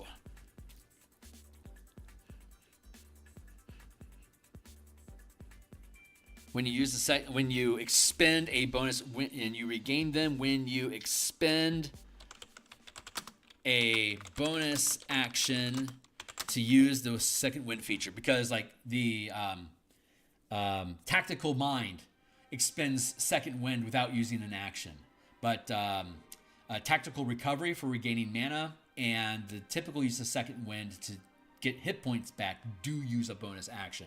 So when we use a bonus action to use the second wind feature, we'll regain all uses of this. Otherwise, at third level, we'd only have it once per rest or second wind. At 17th level, we'll have 5 uses of it. That's a good curve system. 7th level, wait, how did they change it? So let's see what the modification is and see if we're going to keep it or not. You can miss your foes. When you hit a creature with a melee weapon, you can mark the creature until the end of your next turn. This effect ends early if you're dead, or if someone else marks the creature. You cast a die, or someone else marks the creature. Like for example, the ranger, mark of prey, marks targets to get free mana to attack them. If you do that, it would override the unwavering mark. While it is within melee reach, let's see. While it is within 5 feet of you, a creature marked by this has disadvantage on attack rolls against creatures other than you. We made it within your melee reach in case you have ranged, like a reach attack weapon. And we also have extended reach, which expands our zone of control. So that has a scaling effect that benefits you. So I think the ability should benefit scaling as well. In addition, if a creature marked by you hits a creature other than you with an attack roll, you have advantage on attack rolls against the marked creature until the end of your next turn. In addition, when you use a reaction power against a target that is marked, we could switch it to this. I really like how this stands though. You could ignore this and use this version if you wanted to, but I think this one leans into the action loop that we've created with the reaction powers that we have. So I like this one better, and I like how it curves into the action economy of second wind. I'm inclined to leave this one as it is until we actually see Cavalier published someplace else. So I'm going to make that executive decision and leave this one be. It's a little complicated. It's very techy. It's very technical. So if you don't want to deal with the technicals of it, you can just keep this in addition feature. But if you understand the system and you're leaning into it, if I build it well so it explains itself well, this is a really, really cool option.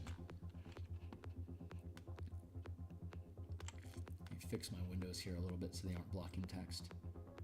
There. So let's look at warding maneuver. Let's see what that does.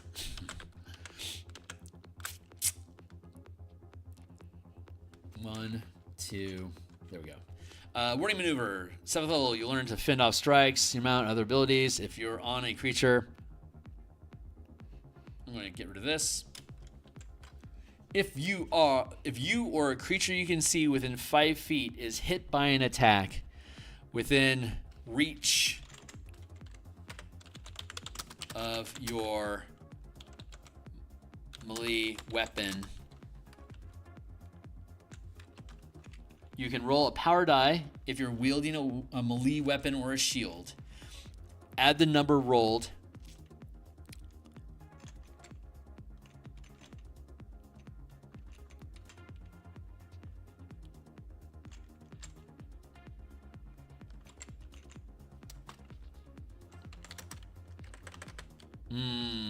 if you or a creature you can see within reach of your melee weapon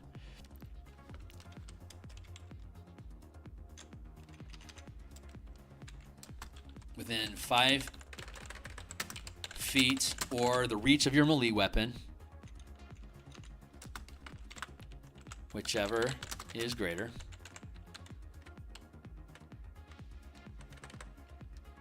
I'll skip that for now. You can roll a power die if you're wielding a melee weapon or a shield. Add the number rolled to the target's armor class against that attack. If the attack still hits, the target has resistance against the attack's damage. Neat. If a creature you can see within 5 feet or the reach of your melee weapon, that should probably be a reaction, right? You learn to fend off strikes. If you or a creature you can see within 5 feet of you is hit by an attack roll, you can roll 1d8 as a reaction. If you're wielding a weapon or a shield, roll the die, add that number to the armor class. The attack hits. You can use this feature, and you can use this feature as often as you want. If you're wielding a melee weapon, oops, let's get rid of that. As a reaction, you can roll a power die if you're wielding a melee weapon or a shield. Add the number rolled to the target's armor class against that attack. If the attack still hits, the target has resistance against the attack's damage. Oh, I can see why they are limiting that. You can use this feature a number of times equal to your con bonus, and you regain all expended uses when you finish a long rest. Let's add in that language.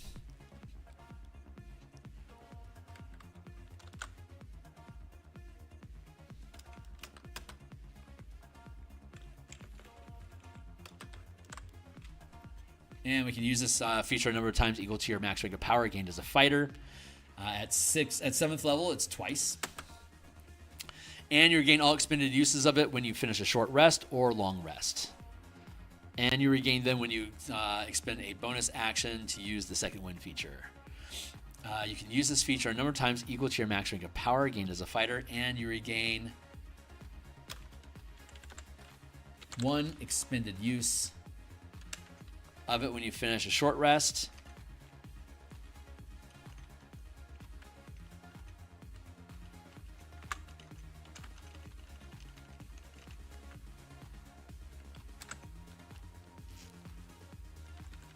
Or when you expend a bonus action to use the second wind feature, you regain all uses when you finish a long rest. There we go.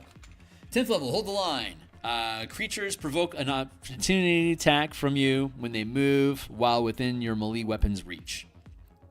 If you hit a creature with an opportunity attack, the target's speed is reduced to 0 until the end of the current turn. That's basically Sentinel. That's the Sentinel feat. It'd probably be easier to say you gained the Sentinel feat. Creatures provoke an opportunity attack from you when they move 5 feet or more while within your reach. When you hit a creature with an opportunity attack, the target's speed becomes 0 until the end of the current turn. How is that different from Sentinel?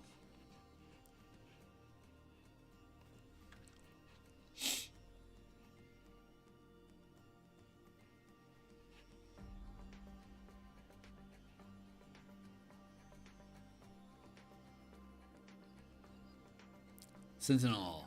Give me the feat. There it is.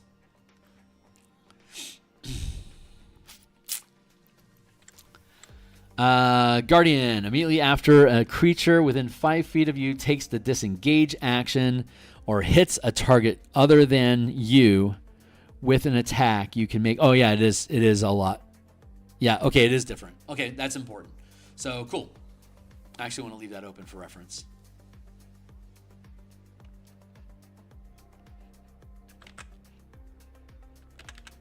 Okay, well, this is unchanged. So creatures provoke an opportunity attack from you when they move while within your weapon's reach, which we're expanding more than the 5 feet.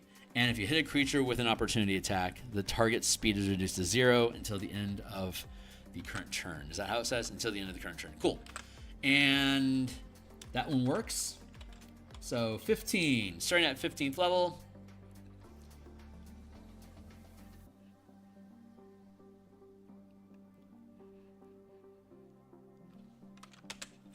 When you move at least 10 feet in a straight line right before attacking a creature with a melee weapon attack, if you hit, you automatically trip the target. During the first round of combat, You and your mount's speed increases by 10 feet, and your movement doesn't provoke an opportunity attack for that round. When you move within 5 feet of a creature this round, that creature must succeed a strength saving throw, or you either push it 5 feet away or cause it to have the prone condition. A creature makes a saving throw, save only once during a turn. Oh, I like that.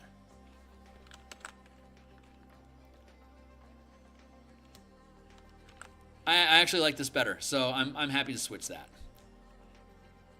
Hey, what's going on? Give me a second. I'll catch up with you here in a second. I'm gonna copy this. Yeah, I'm just gonna gank this. I think that's pretty good.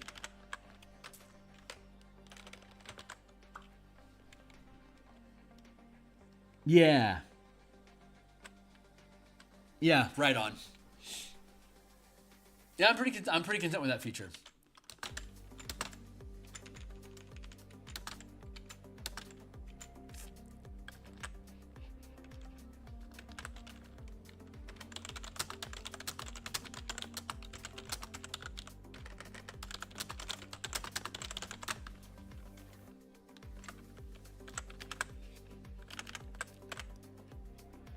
We're just going to go ahead and swap that out. During the first round of each combat, you and your mount's speed increases by 10 feet, and your movement doesn't provoke opportunity attacks for that round. When you move within 5 feet of a creature this round, that creature must succeed on a strength saving throw.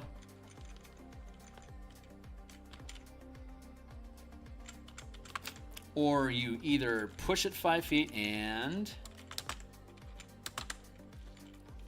that creature must succeed a strength saving throw, or you either push it 5 feet away or cause it to have the prone condition. A creature makes a save only once during a turn. Okay, that's fine. I'm good with that. 1, 2, buckled shoe.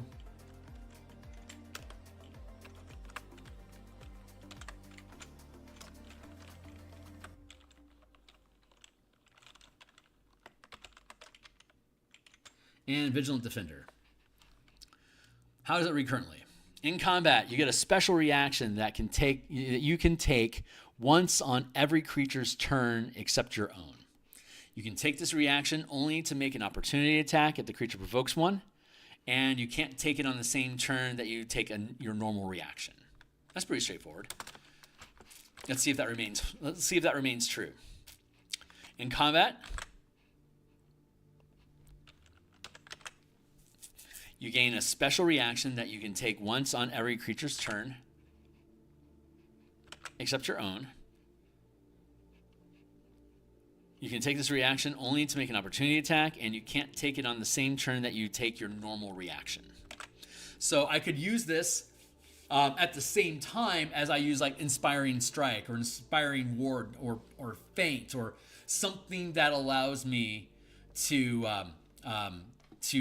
spend mana to not use a reaction. So I could ward a target that's being hit for damage to take damage for them or to ramp their armor class. And in addition, because I didn't use a reaction, because I used mana to not use a reaction, on top of defending my ally, I can now make an opportunity attack against that target as well. I love that. That is a really great hold the line type of character. I think that's freaking fantastic. So this doesn't change it in any way. There was a comment, and you can't take it on the same turn. Something that I have to mention specifically is you cannot expend this special reaction to generate temporary mana. You have to add that in there now and again because we have a lot of action economy that you can generate temporary mana with. There we go.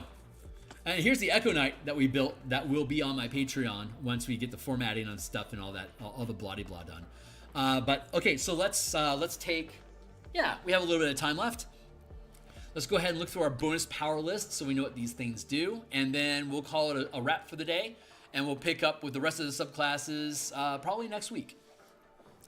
Maybe I'll spend some time. Maybe I'll spend some time on Monday doing this stuff too. We'll see. Okay, so here are our bonus powers that we get to at 3rd, 5th, 9th, 13th, 17th. We are not beholden to taking first rank, second rank, third rank, etc. We're not beholden to that. We're taking powers that make sense for the class as our bonus power budget allows, and the powers that and the features that we get. So we want to gain powers as a bonus list that complement the features that our character gets from the subclass, just like subclass and bonus power options that a caster would get. So since we're not beholden to a specific rank or level of something, we have flexibility to be able to play around with it and optimize it a little bit better. So we're now going to here I'm going to, since we don't need this anymore, I'm going to fold that into the document. Let's go back to our list of powers. Okay, so we just looked at Overrun before. Topple is a mastery, and like we talked about already, all martial characters automatically know the weapon mastery for each weapon that they're proficient with. And you can then also specifically prepare masteries to use with any weapon you're proficient with, assuming that it qualifies. Like, you can't use Nick with a heavy weapon. You can't grapple with a ranged weapon. There's a few limitations there. But for the most part, they're supposed to be very flexible so that you could pick up, like, disarm. Target makes a strength saving throw, or object held is dropped in an adjacent 5-foot square. If it has two-handeds, they roll with advantage. Like, you could disarm with a crossbow bolt just as easily as you can disarm with a dagger or a longsword or a glaive. It's just a mastery that you learn. The ones that have asterisks are weapon masteries that are assigned to weapons in the player's handbook. So like Great Axe has cleave. That's for melee only. If you hit a creature with a melee attack using this weapon, you can make a melee attack roll with the weapon against a second creature within 5 feet of the first that is also within your reach. On a hit, the second creature takes the weapon's damage, but don't add your ability modifier to that damage unless that modifier is negative. You can make this extra attack only once per turn. The second attack cannot use another mastery or a strike power. So we're getting an extra attack. The extra attack is the power that you get for 0 mana. So when you're using a mastery for 0 mana, you can't use it with a strike unless a feature or a power says that you can. So I could cleave, or I could thundering strike. I could disarm or disarming strike. Disarming strike would deal more damage, and it would have a higher DC to knock that weapon out of hand, and you could throw the weapon that you disarm further away from the target. But the one that costs 0 mana deals no extra damage. It's just a straight saving throw, and when they drop it, it's within reach of them picking it back up again if they have the opportunity to do so. So it's free. It doesn't cost anything. So we get the Topple Mastery for free, which is already existing. Target you hit makes a strength or dexterity saving throw, or gains the prone condition. Goading Strike is a first rank strike, and Mounted Combatant is a feat. Again, with this system, we can prepare feats as powers.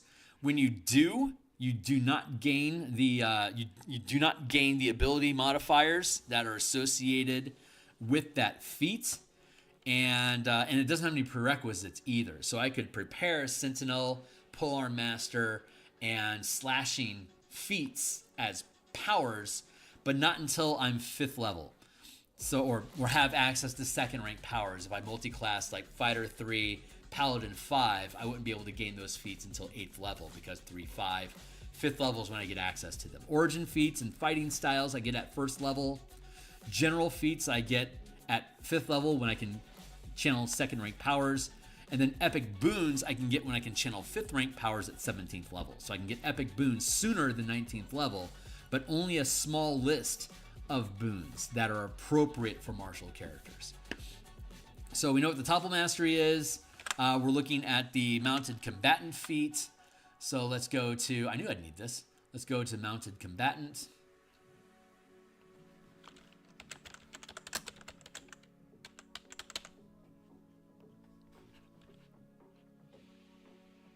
Feat.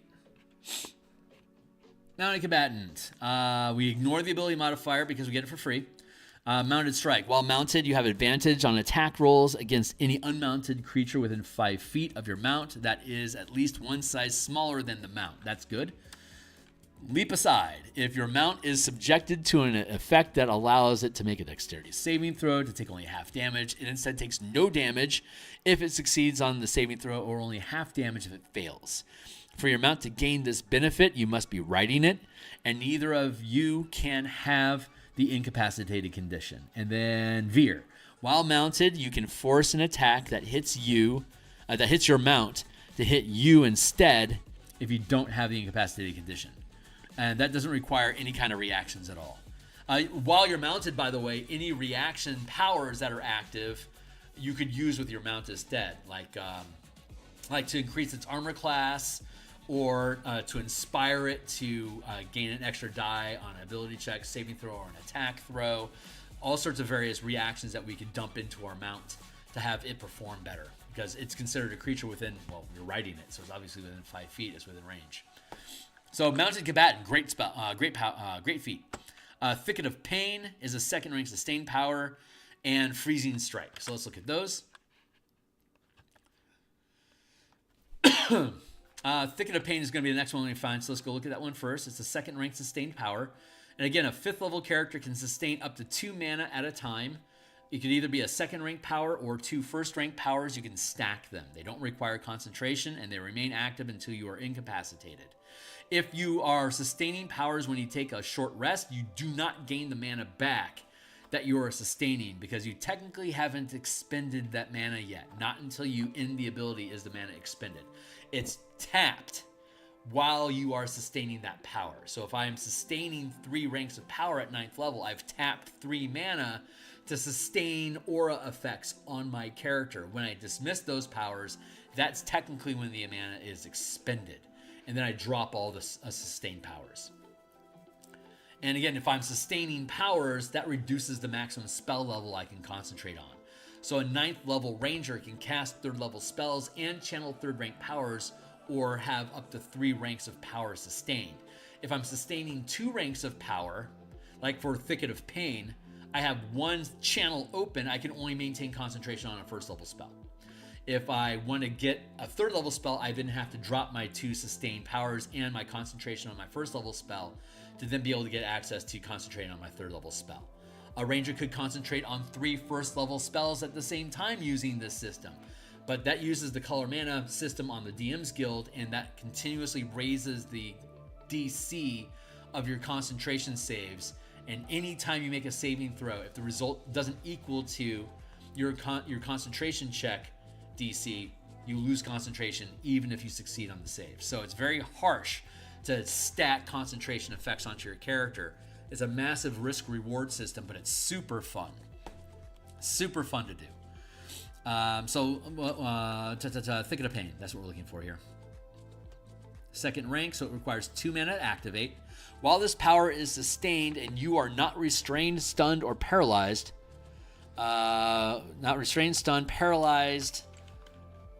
you're not restrained, stunned, incapacitated,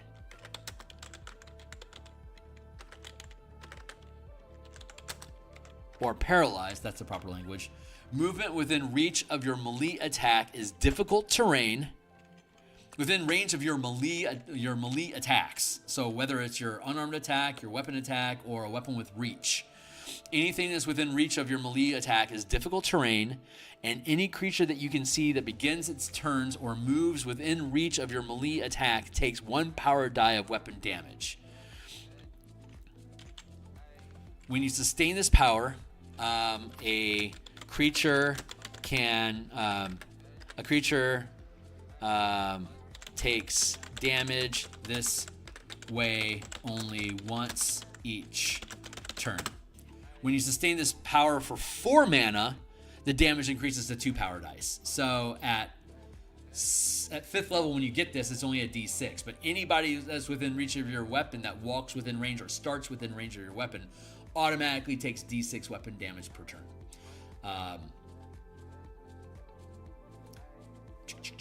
While this power is sustained and you are not restrained, movement within reach of the weapon is difficult terrain, and any creature you can see that begins its turn or moves within reach of your melee attack. There you go.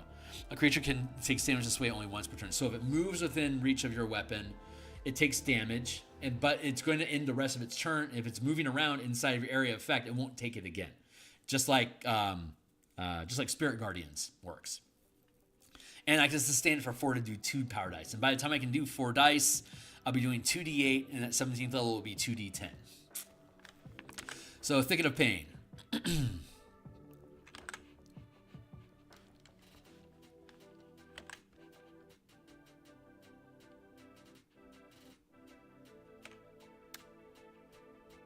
Yeah, okay, that's good. Let's see. Tremor Sense. No, I don't need that. What I want to do, I want to look at Intimidating Strike and Interpose. So, oh wait, I was supposed to look at Freezing Strike. So let's look at that real quick. Freezing Strike. Freezing Strike. Your weapon can deal cold damage. It increases damage by 1 power die per mana channeled. So at 5th level, I can channel 2 mana, so it'd be 2d6 extra cold damage. The creature's movement is reduced by half, rounded down in increments of 5, minimum of 0, until the end of its next turn. That's Freezing Strike. Basically, it's like Ray of Frost does the same thing as a cantrip. This similar, but it does weapon damage plus added damage, so it costs mana. And then the other one is Intimidating Strike and Interpose. So let's look at Intimidating Strike, which is 2nd rank.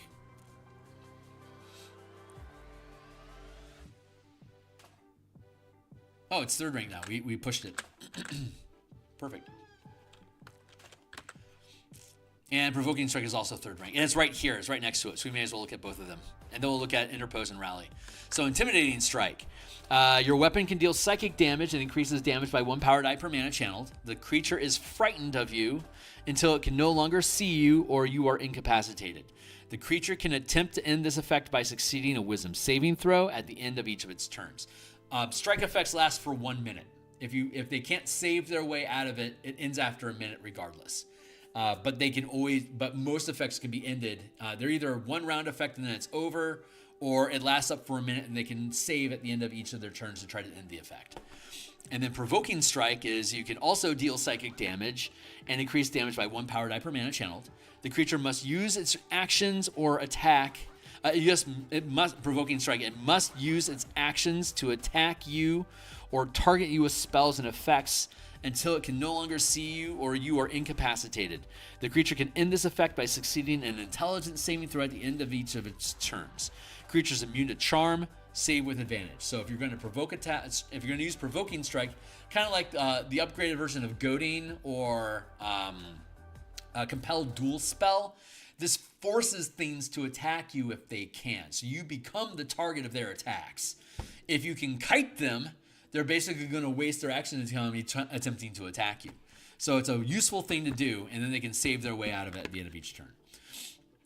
That's Provoking Strike. It costs 3 mana to do it, so it's expensive, but it's really good at basically it's that tanking effect, that aggro effect that people keep wanting from MMO effects. Provoking Strike creates that aggro effect, but you don't get access to it until 9th level when aggro effects like that are appropriate. At that point, you can paralyze people. You can do all sorts of, like, by the time you get access to this at 9th level, the druid can already banish things.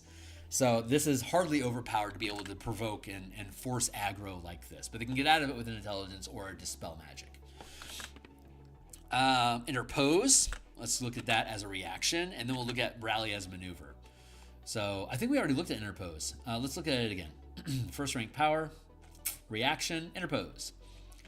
As a reaction to when an ally within reach of your melee attack takes damage from a source you can see, you can take any portion of that damage for the target and gain resistance to it. As a kicker, I can expend 1 point of mana to not use a reaction when I channel this power. It'll still cost me mana, but I can do this over and over again to tank damage from my allies around them, potentially protecting them from like saving throws and stuff like that.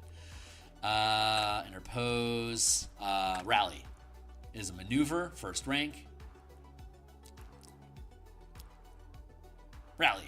You and 1 ally you can see gain a number of temporary hit points equal to the total of 1 power die rolled for each point of mana expended this way. It's a 1st rank power. I only have to spend 1 mana, but a 17th level character could spend 5 mana and give yourself and an ally within reach, which is typically 60 feet, 5d10 temporary hit points. It'll cost you 5 mana to do it, but that's not outpacing anything that a cleric or a wizard could do. So it's appropriate for the level using the mana system that we're using. Again, closing that distance between marshals and casters. Pretty much in combat, other than AoE and direct target disablement, marshals are keeping pace with what the spellcasters can do. Out of combat, spellcasters still have a ton of utility options, but using exploits, maneuvers, and reactions, our martial characters have as many things that they can do to modify their senses, their movements, resistances, and ability checks like Bardic Inspiration type stuff. Has a lot of flexibility in how they can approach exploration and social challenges as well. And you don't get free mana for action economy outside of combat. So again, I always recommend keep your mana pool available while you're out of combat. And when you roll initiative, see if you're willing to sacrifice a bonus action or an attack or your reaction to generate mana so that you can use powers with the action economy that you do choose to keep. And each class will approach that stuff differently. So that's the Cavalier. So we're making progress here. We've gotten through the let's look at, well, what do we have? We've finished the Path of the Spiritual Guardian from last week. Today we finished the Path of the Storm Herald, and we finished the Fighter subclass for the Cavalier. Next, I think what I'm going to do is I don't know if I will or not. Guaranteed by Saturday next week, maybe sooner. We'll work on Monk, Warrior of Intoxication, which is going to replace the Drunken Warrior, and the Oathbreaker as opposed to Oath of whatever. So I don't know if we have Oathbreaker already listed for Paladin or not, but that means that when we come back, we're going to walk through what the Monk can do, and then what the subclass can do now instead of what the Drunken Master was able to do, and we'll walk through all the cool things that the Paladin can do, as well as what the Oathbreaker allows us to do as well. So that'll be our next session.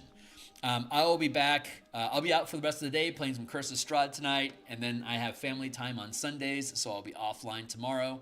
Monday, I'll be back bright and early to work on more Eberron art for the Eberron adventure that we're publishing. It'll probably be published by January.